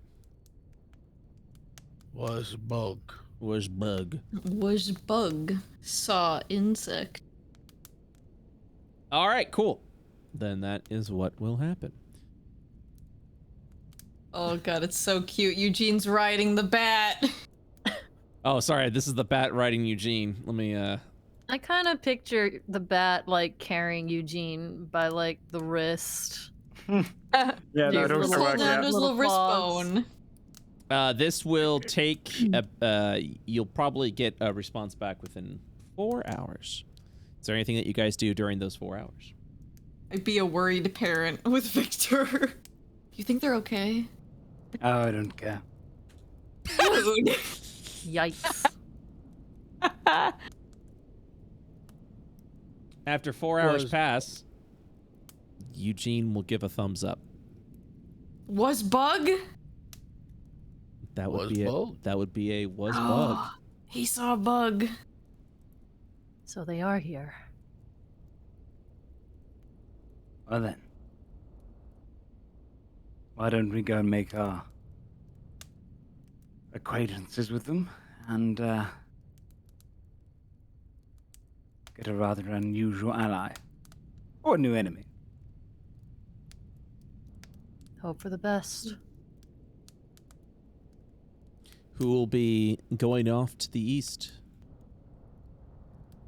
Victor would risk it, for Karis sure. would. Okay. I mean, is there a reason for all of us to not go? That's true.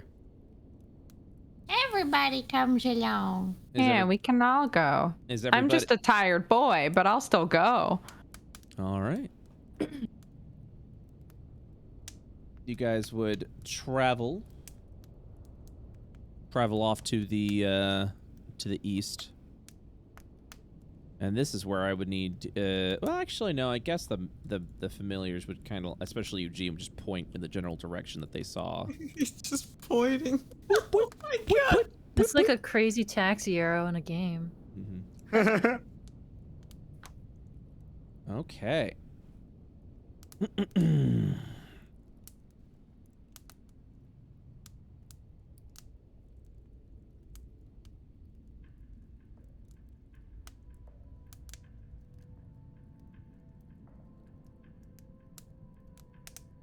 I have to like get these things here. Okay. So as you guys travel over into the Frosted Hills, all of it entirely just over, you would begin to pass by what I would only describe as sort of these giant husks of what would be like oval bug nests, but they seem to be broken and shattered and scattered across the hills. And that is where you would see gathered around... Sorry, I lost my mouse for a second. Kind of huddling, trying to keep itself cold, almost hibernating. You would see this bug-like creature draped in a various odd, like, fabrics and cloths, and just kind of huddled, looking down within the snow.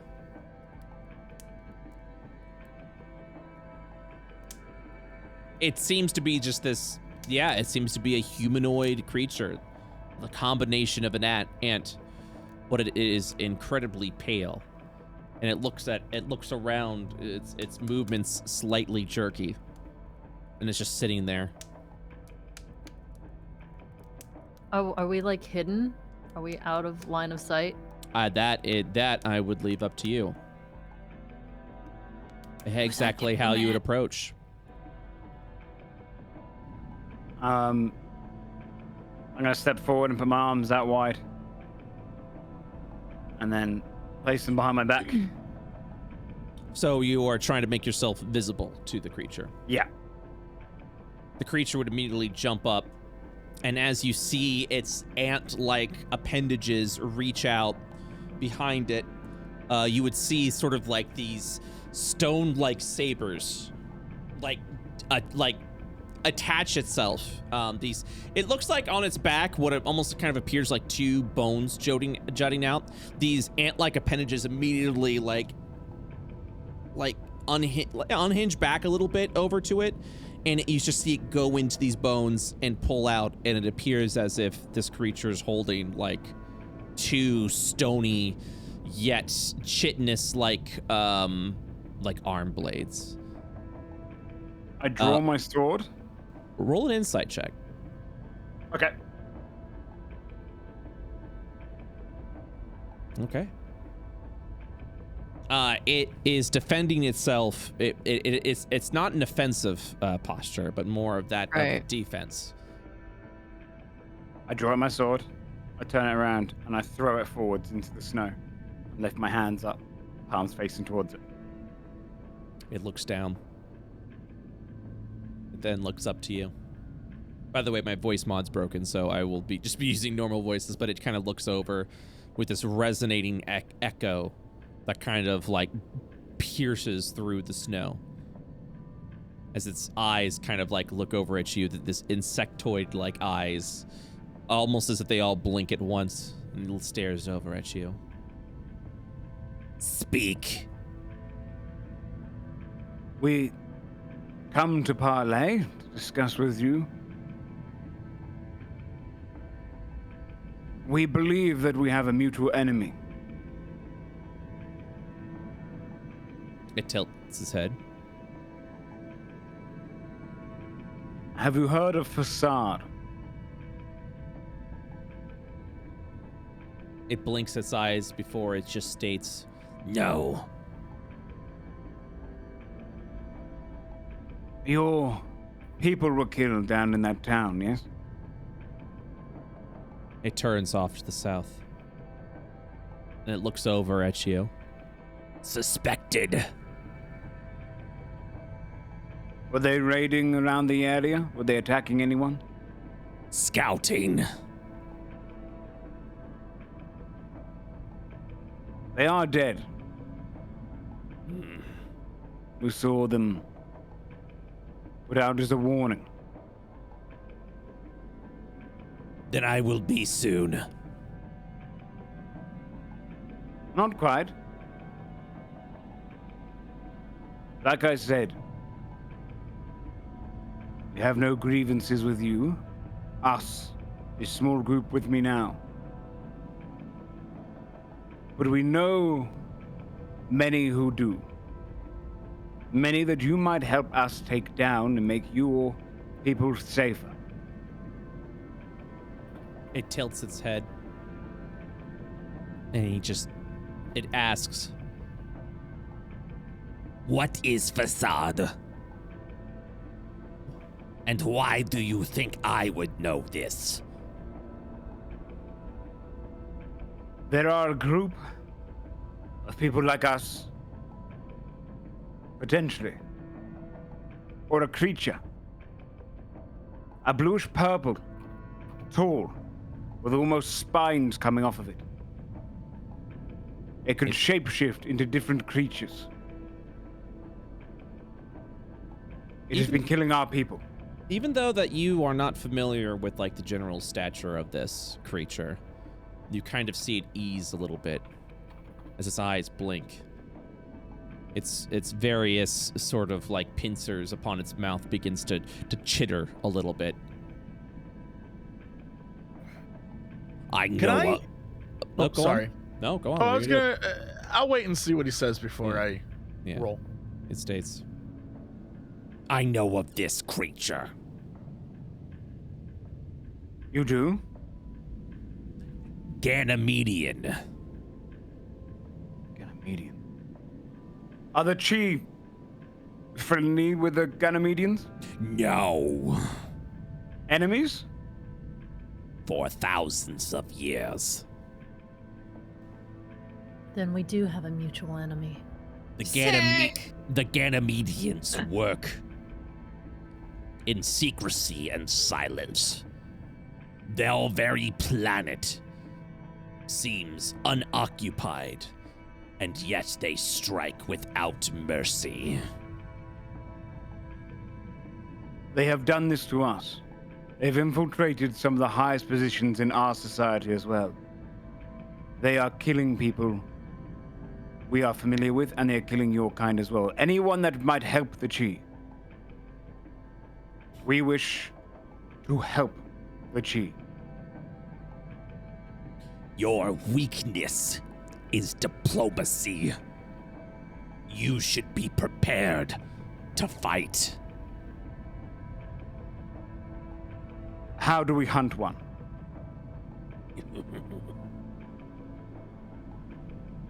If they have already infiltrated, you have lost. Can They I? will- Yeah, go on. I just want to ear for deceit this guy, Yeah. just to see what his vibe is. You know, like Please. what's going on here? You telling us everything, Mister?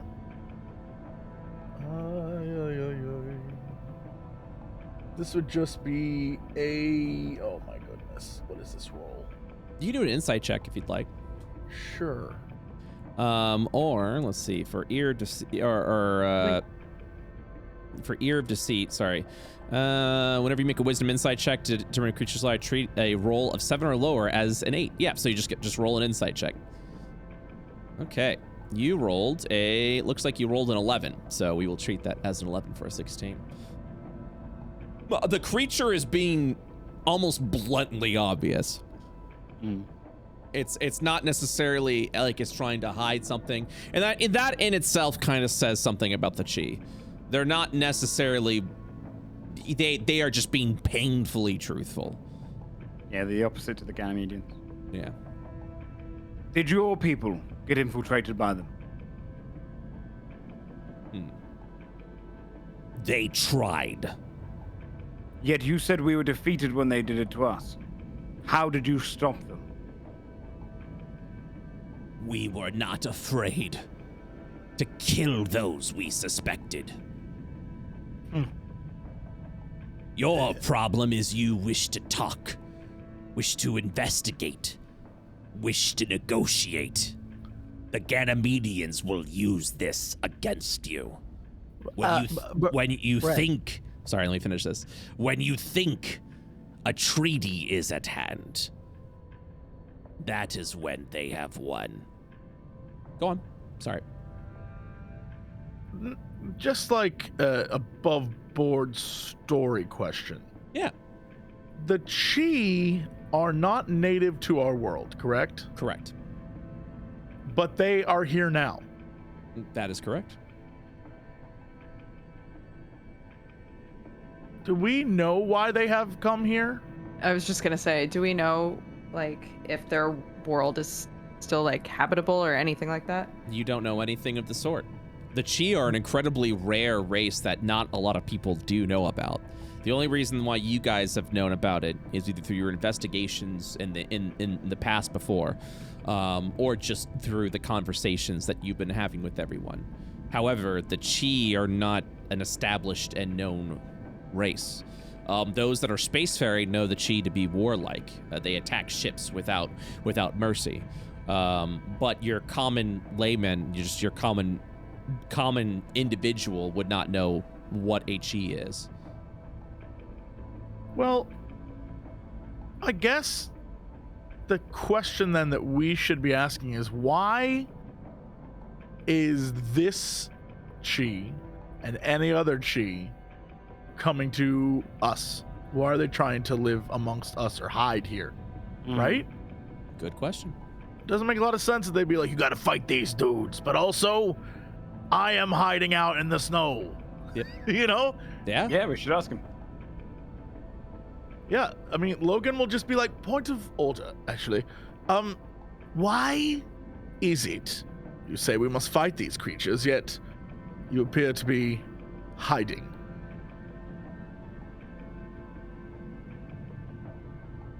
Sorry, I'm trying to think how he would say this.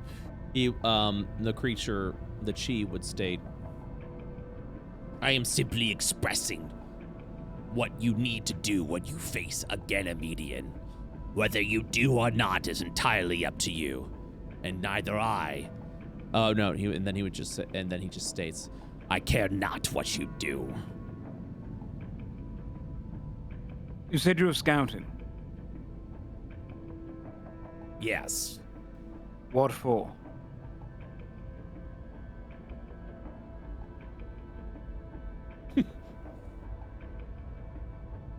We are interested in your rock, your planet.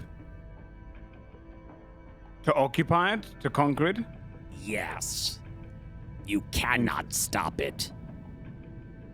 Oh So- my god, they're so honest. Well, If that is the case, then what you need is a planet that is not occupied by the Ganymedians. Unless you wish to slaughter all of us and not have our potential labor insight into the planet. I would is rather in- have you all slaughtered. Would you not rather fight us true warriors and having us fight a civil war only to weaken ourselves? Do you not just want to see us at our fullest strength? Not really, no. Fair enough. Then you have At least no... he's honest about it. Tell you what then, how about this? How many more of you are in your camp? It is but me. There are no others. Everyone else was sent to the south. If they have not returned, and you are not being deceitful, then I am the last that remain. You like fighting, yes? How about this? You fight our strongest one here, and if they manage to best you, you help us track down the Ganymedians using whatever you know. Tell us their weaknesses. They would best me. I am greatly weakened from this travel. What if we cured your wounds first, give you a fighting chance?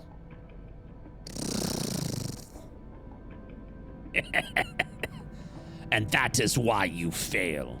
Diplomacy at its finest. You would heal an enemy in attempt to make a point. I would accept your healing greatly.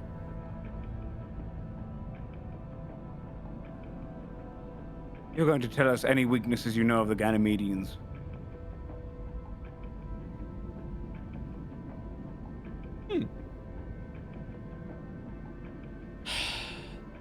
Let me think about this. I don't know why it's extremely difficult to play a very honest character. I think it just goes against like you want to like get a point across, but you also don't want to be rude. But just like, oh yeah, no, I'll die. I know that. That was my struggle when I played Wazy. Yeah. Because my like big flaw with Wazy was that she was too honest, and sometimes I was like, "Bitch, don't say this." So, he would state, a curiosity. Where did you see this Ganymedian? A manor house to the south. Somewhat close from here. Close indeed. You wish the Ganymedians to be slaughtered. Every one of them. I would assist you in this, since it is a common enemy. And if we are to convert and use the resources of this rock, It would be better if Ganymedian blood was spilt upon it first. Good. We're in agreement then. For now. But know this, Ionian. This does not make us friends, only temporary allies. Oh no. No, this then. She.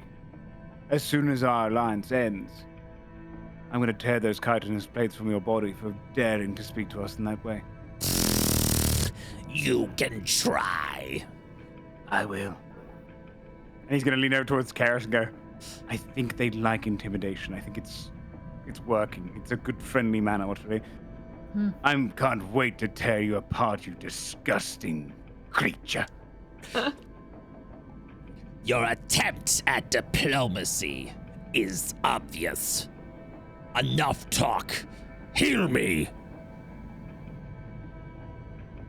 I turn around towards Eli. Sorry, big man. Do you know how to heal this thing? Well, I'll step forward. I'll cast Cure Wounds.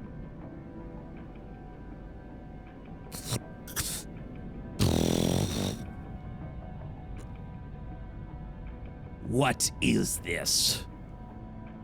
He just kind of stands back up, feeling refreshed. Such sorcery. It's more science than sorcery. Oh my god, did they not have magic? Right as he Doesn't seem like it. as he steps forward and he kind of like moves around his arms, he looks over at you and just says, Fascinating.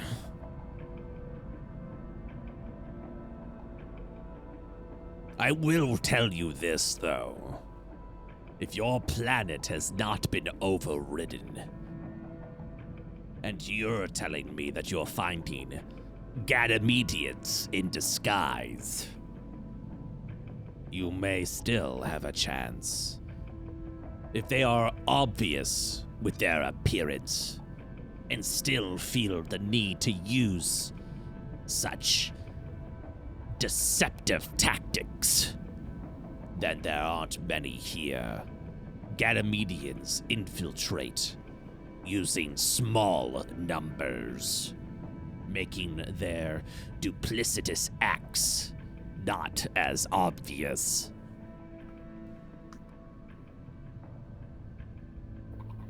So we might be able to still flush them out.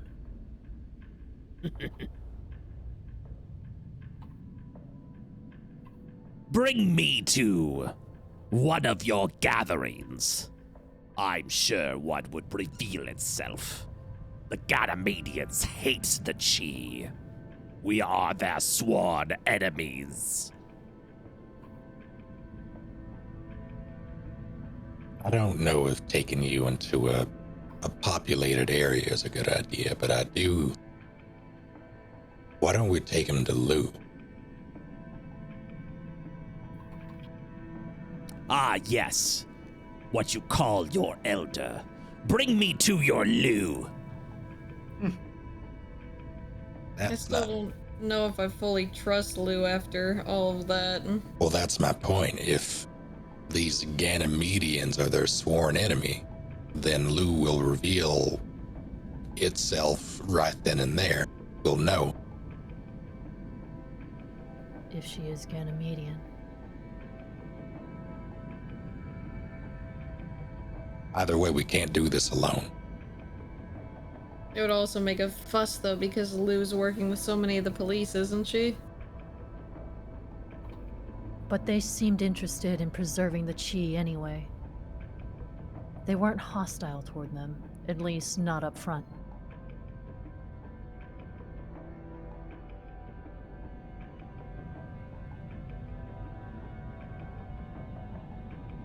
Either way, take me out of the cold. Do you have sustenance of some kind? I have not eaten for days. Yeah, we can feed you. Very good. Karis will take out a ration out of her pocket and toss it to And you just see him grab it and just tear it apart before consuming it completely. Oh my God.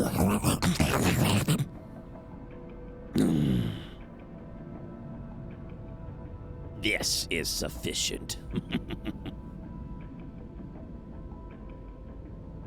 Good. We have more. While you're with us, we can keep you fed.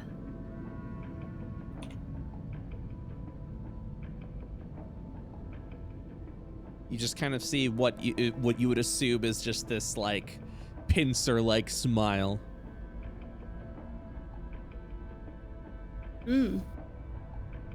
Ionians are fascinating. Yeah, we are. I'm dead. The Chi are fascinating. I promise your swift deaths, and then you feed me.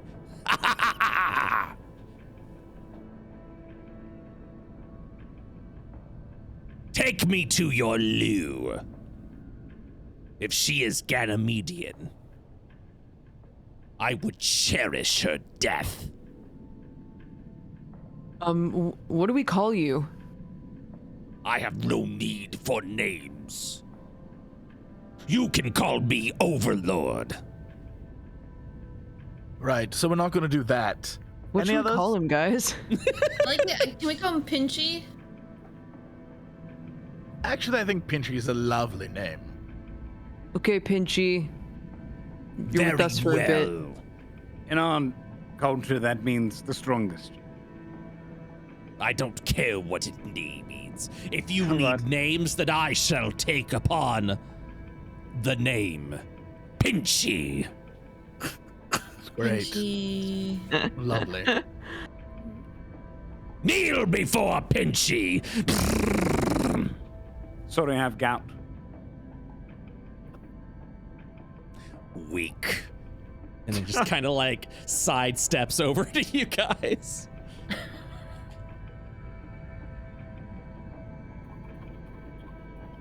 Plus one friend.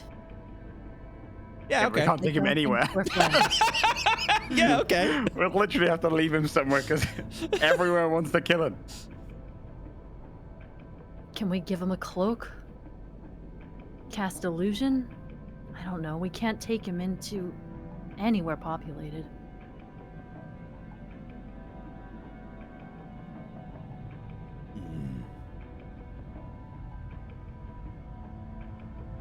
I suppose deception may be required if you wish to keep my identity secret. Very well, Ionian. We'll do things your way. Hand me your clothes. Looks over at Piper.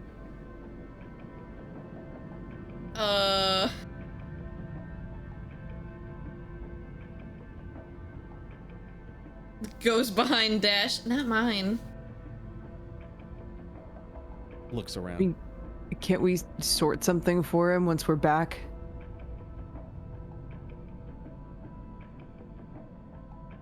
But what size is he even?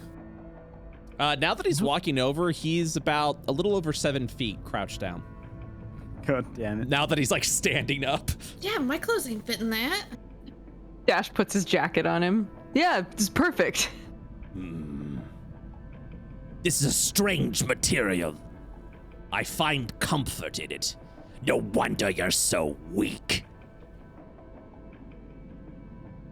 He just wraps the jacket around him. You need to learn to say thank you sometimes. I think that would help a lot. Sorry. He just looks past you. Looks into the middle distance. Oh god. He's awaiting. He now follows you. Pinchy. Amazing. Pinchy. Pinchy.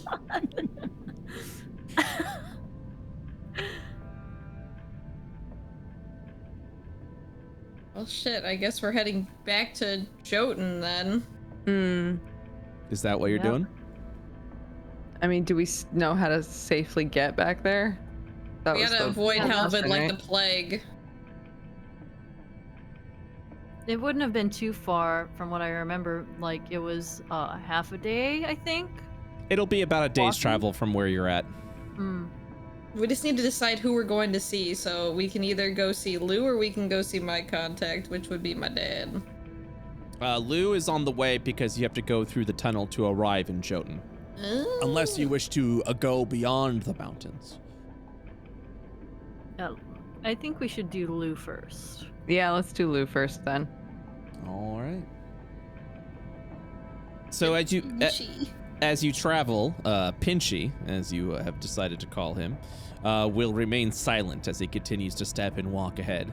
Even as the travel itself from the heavy snows may slow you down, Pinchy continues to push forward, no matter what discomfort he may be feeling during that time. You will require a little bit of stealth if you wish to sneak past Edwig's Landing and go through the underlane, where there is sort of like a cavernous town. Fortunately, through the guise of the mountain, you can easily cover yourself and your tracks. As you guys head over through the tunnel, you manage to sneak through the underlane, arriving through the Valder tunnel. And you would then arrive at what you remember to be the cavernous wall that led to the secret Lamento base. Anyone with thieves' tools to try and break through essentially the hidden wall? All eyes on Yes. Logan. Hello? Yeah, Oh, I know. Oh, Eli. Nice. Logan is hesitant to say the least, but remembers that he has a pocket repairman. So yeah, he steps forward and gives a sigh and goes to work. Let's go, buddy. Do I just roll thieves tools? Yes, It's gonna you be a do. nat one snap again. So Don't. as nice. Oh, nice. Yeah, buddy. As you see Let's Logan, go! as you see Logan picking through the wall to try and break through the secret door, Pinchy just goes, Why does he stab at the stone? It's a lock. In our He's planet, undoing we believe that you can have fights at all scales. This is a minute one. His fingers versus the lock. Pathetic. Be sure to tell him. Hey. You're pathetic. Great, thanks, Pinchy. as you pick the wall. So as you pick the wall, you kind of see it shift a little bit. And you notice it's not because of your picking, but because the wall itself has already been loosened. As you finish to pick at the area and open it up, you open into what was once the well-decorated hallway of the Lamento fortress that was built within the stone walls. And there you see, scattered before you, are the corpses of the Lamento gang Oh, that God. once guarded there. Shit. And that is where I think Oh, we will God. wrap up our first season of Deadbeats. Fuck. Dad, I need to get out of town. Pinchy says, "Are you going to eat that?" I was waiting for some pinchy commentary. Thank you for not letting me down. Brett, did you expect us to get a fucking she companion?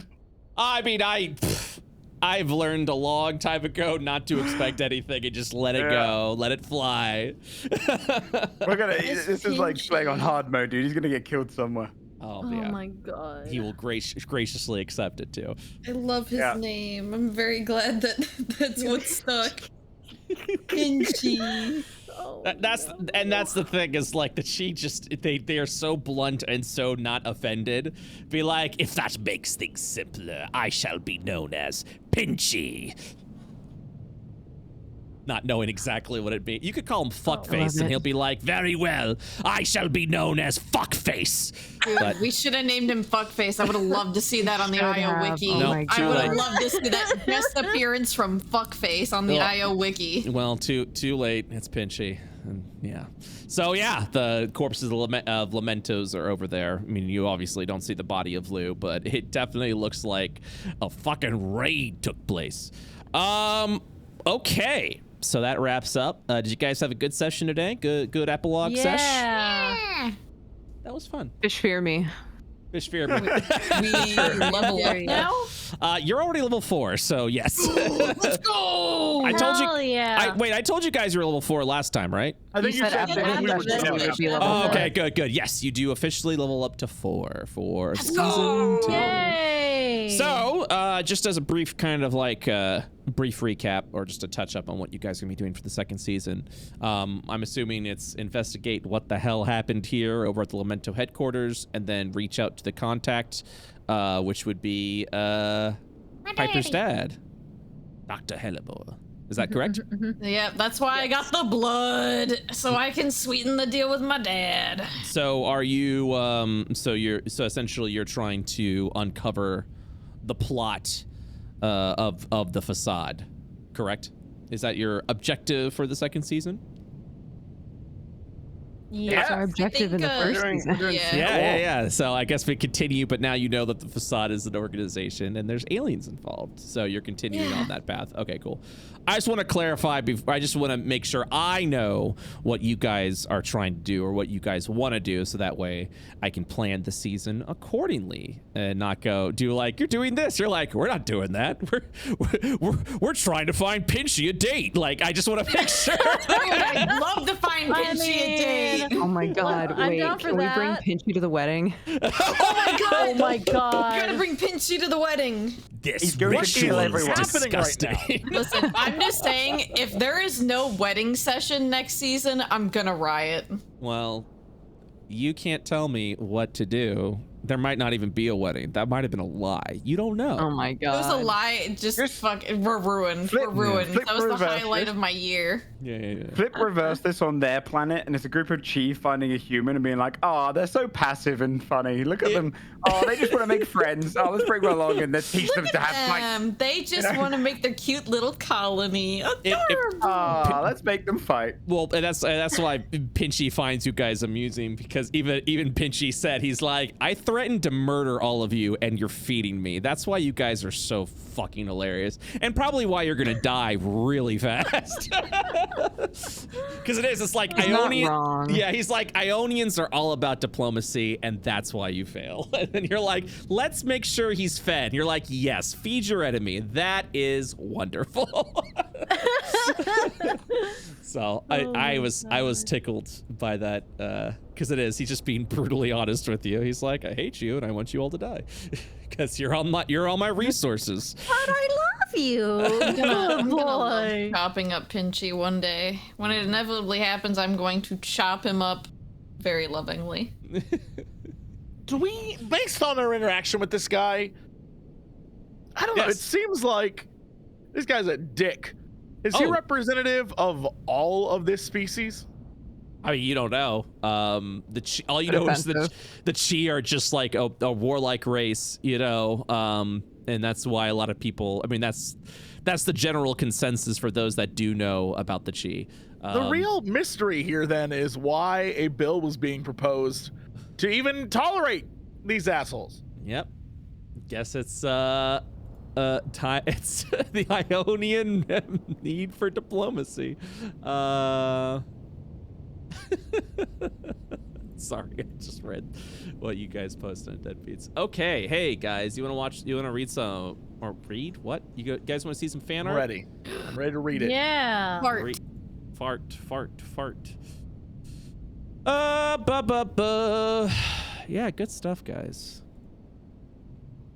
I like that this has gone from a murder mystery to like a full-on secret war. Yeah, do you Yeah, guys it's really cool. like that change a little bit? Yeah. I'm gonna scream. I'm Gives us urgency. We're going underground now. I definitely am going to be changing the logo to Deadbeats next season, so that's going to be fun. I don't know what I'm gonna change the background to, but yeah, the logo's definitely gonna get a change. Just so everyone is aware, we currently. Oh nope, I won't show that. Just kidding. Take that back. Hey, let's do some fan art. I'm gonna do this. I'm gonna do this. I'm gonna screen this so you guys can see. And yeah, I'm actually gonna start with this one. I love that a lot. I anger. And then we zoom out. I love that a lot. Prize. Oh my god. I like to think Eugene is bigger than you. Yep. Oh my god. Mom said it's my turn to be a hot dog. Cursed. Oh my god. I'm not a fan of that, like, V. You know what? Yeah. Oh, you know what? I'm a fan of that little cutie pie. He's a doctor. He's a doctor. Hey, yo. By the way, this was a picture that Summer got commissioned. Yes. Yeah. Boys. So, So good. worms in the pocket for Dash to go fishing? Is that why you have worms in your True. pocket? Is that I worms or always thought that those were intestines? supposed to be intestines. Yeah, I was So like, they are intestines, but the artist messaged me and they're like, "Hey, can I not draw intestines?" And I was like, "Yeah." And then they're like, "Cool, I'm gonna draw worms instead." And I was like, "Sick." yeah, that's. I mean, it quite literally is Piper being like, "I got something for you, Dash." Hands worms while Dash is fishing. Crawls These into came out of my arms. skull. Oh, beautiful. This time I'll be the princess. Very nice. Cry. Ooh. I am That's so creature good. both haunted and holy, made in glory. This is from Joe. Joe loves drawing Piper. Yeah. He does. This is Joe's Joe's guide to drawing Piper. We've got baby, goblin, and sir. That's Uh, really good. Masae drew this. Yes, Wow. this is so good. good. Very good. I Very- realized during this session that I forgot his collar, and then he took his collar off, and I was like, "Oh, okay, Nice. that works." Okay, that worked. Fits. How was the reveal that you were being poisoned the entire time, Joe? Yeah, I mean, it made sense. I was sat there going like, what do we do if this collar gets removed? that makes sense. What actually stops us from just removing the collar and being like a Yeah. level 14 character? Yeah. Now that the world is out to get us. Not gore. It's not gore. It's ketchup. It's ketchup. That's right. It's ketchup. Lazy Shy Guy did this, and I absolutely see this as a meme at some point in amazing. time. Oh, I love that. It's That's so good. good. So good. It's That is so- really cute. Faces of Summer. Oh. He'd get along with Talas really well. He'd probably hate the rest of them. Whoa. No! Oh, that's so good though. That's so good, but no! Poor youth. Very good. Thank you, Lady Lexicon. Oh, Love the colors. very cool. Yeah. So good, so good. Here's Logan poking something with a stick. That checks out. Sorry, guys.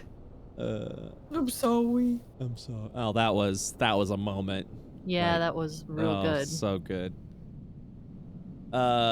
Did someone say people sitting around a fire feeling sorry? Very good. He was supposed to be warming his hands, but he completely gave up because hands are hard to draw. I'm just gonna say that right out. So They are. They Yeah. are very hard. Rituals. I Share love- your spells with me. I love Lamia's style of art. It's just it's one of my favorite things to look at. Show me your boot. No, you. Nuh-uh, you. Nuh-uh, you. Nuh-uh, you. Oh, your book. Yeah, I was like, not boot, book. Yeah, book. Hey, come up with a new recipe. Hey. I've been tinkering with crafting. The bottom line with crafting is I want it to be simple. I want it to be a roll. I want an effect to happen. Go, cool. That feels rewarding, and then we move on. So I'm glad we got to do a little bit of that today. All is lost. Oh, time to give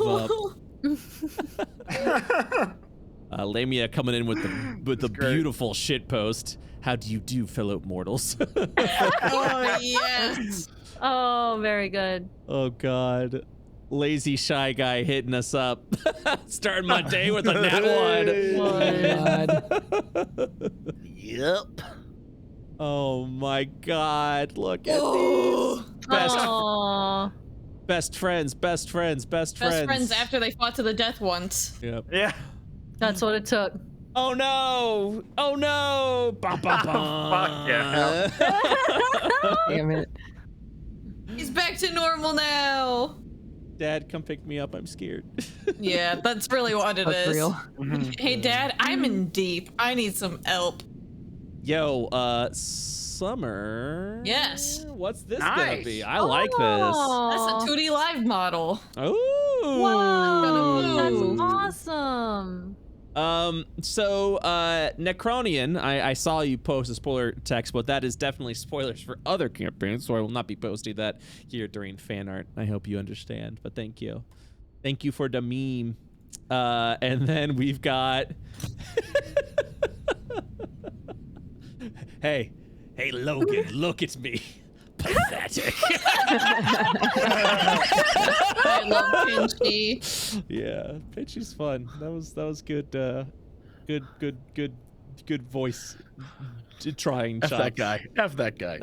No, Pinchy's great. Pinchy's new dad. Oh, dude. Oh boy. Oh man, did I miss? Oh man. All right. Well, that's all for now. As far as season 2 goes, I'm thinking maybe July 7th. Maybe we aim for that. Okay. Just so I can get some So things. like 2 weeks from now. Yeah, 2 weeks from now. Just so we can get some stuff together and made and 3 weeks, right? that'll be 3. Yeah, well, yeah, 3 weeks technically. Yeah, so a couple weeks break and then we'll have the 7th, and then that's when we'll do season 2. Yep. Get some new art assets, things like that.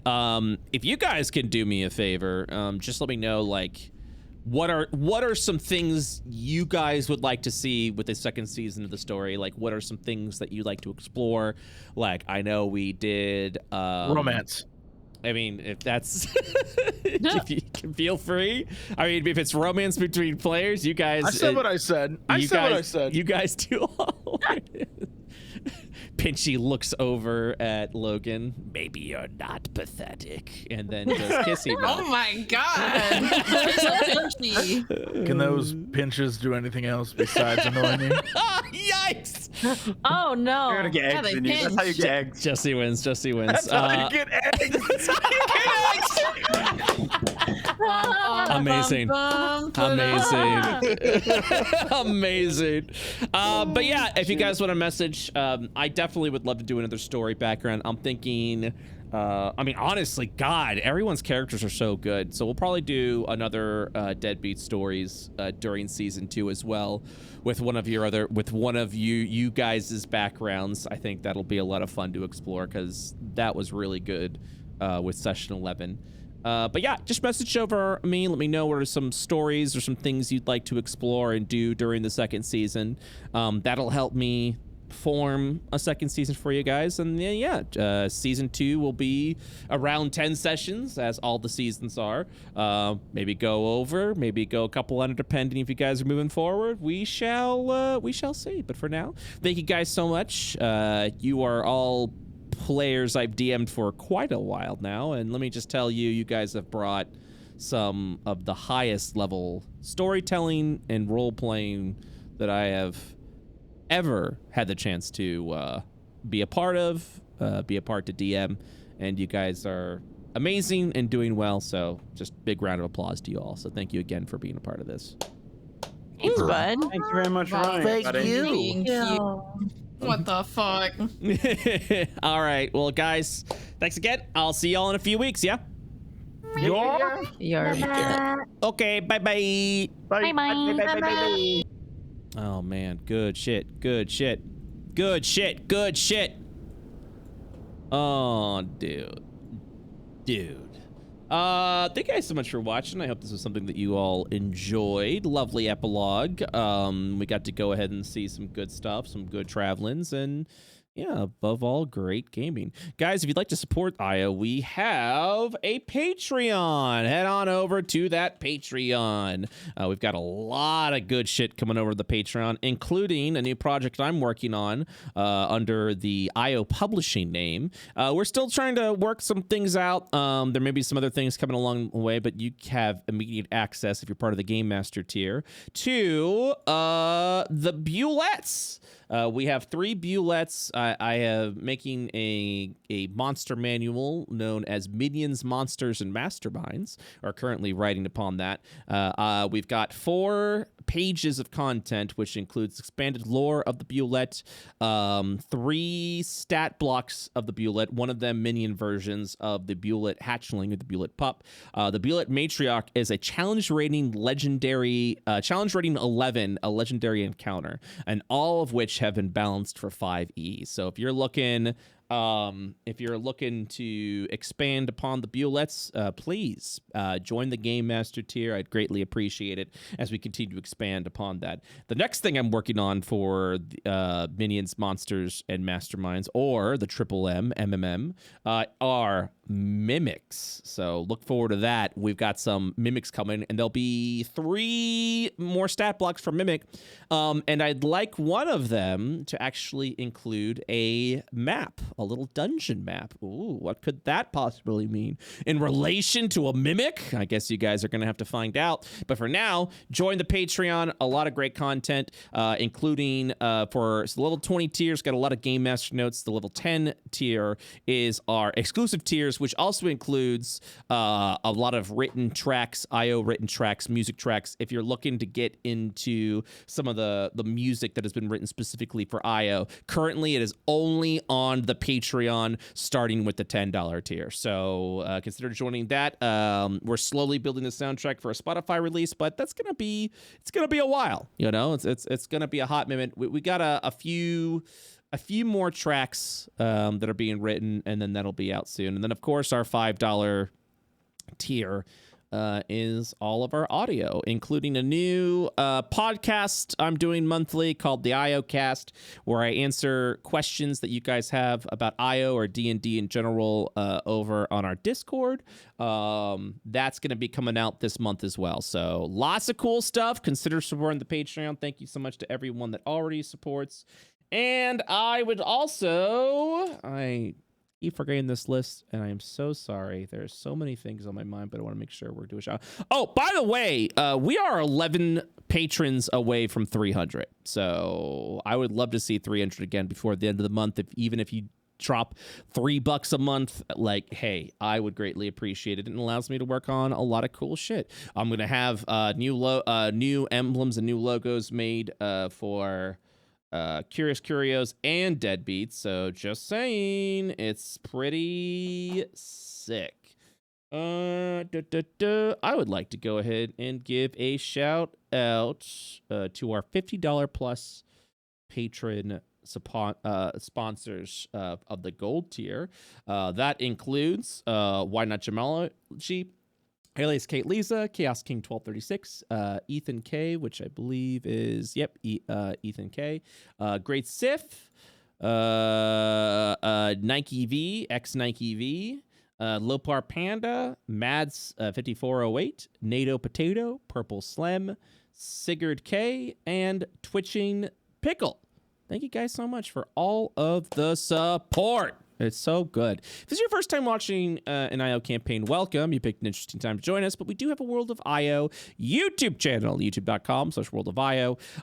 If you are brand new and you want to get into this, we are currently in the phase 3 of campaigns, but we have finished a second phase, which was I'd say about a year and a half of content. We have over 245 sessions in phase 2, and this takes place about 1,000 years before phase 3. So if you're looking for some history, then that's what's going to go there. The audio from the beginning, will that be on the Patreon? You're talking about the music that he used for Deadbeats? That was royalty-free music, so it's not going to be on the Patreon. We use a combination of royalty-free music we have permission to use, as well as music that is written specifically for IO. Everything is kosher. Everything is done correctly. So, yeah. Big shout out to Storyblocks for all the music they allow me to use, because it really just enhances. I mean, all of the sound effects, all that stuff, good things, good stuff. What else? Join the Discord. Head on over to our Discord. We got a cool Discord. You want to check out all the fan art? You want to talk about spoilers? We got all sorts of stuff. Head on over there. And then finally, I think that's it. I'm gonna go ahead and shout out some people while we do another round of ads. Yeah. Thank you to everyone who subscribed. Kelly, thanks for the raid. Appreciate that so much. Mads, thank you for the tier 1 sub. For the tier 3 sub. Appreciate that. Joe, thank you for the raid. A Big Boy Mecco, thank you for the prime sub. Disaster Nick, thank you for the 1,000 bits cheered. Sweet Jackal, thank you for the tier 1 sub for 3 months. Already been 3 months, and all chunked through my entire archives of the World of IO while at work. Loved it. Can't wait to see more. Speaking of, if you could create 10 more hours of D&D content 5 days a week moving forward, that'd be great. Poggy Woggy. All right, gang. That's it for me. Thank you guys so much for watching. I think you guys are free to go about where you want. We're not going to rate anyone today. Unless taking a look. Actually, let's go and rate Brizzy. I haven't seen Brizzy in a while. Brizzy is currently playing The Quarry. Brizzy, of course, once upon a time played in the Astral Academy as Duckazon. Hopefully one day. Wait, this does not look right. Raid Brizzy voices. My bad. I almost took you to a completely strange and weird channel. You could also catch Brizzy on one of Joefudge's games that happens, I believe, on Fridays.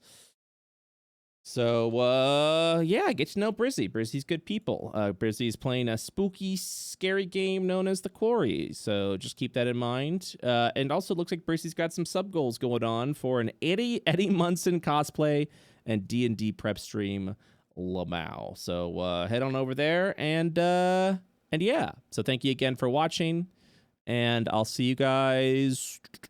I don't know what I'm doing, if I'm going to stream tomorrow, but Saturday at 4 p.m. EST, unless I stream a little bit early to do some little bit of Satisfactory. I'll be playing Core Keeper with Sci-Fry and Tom Fox.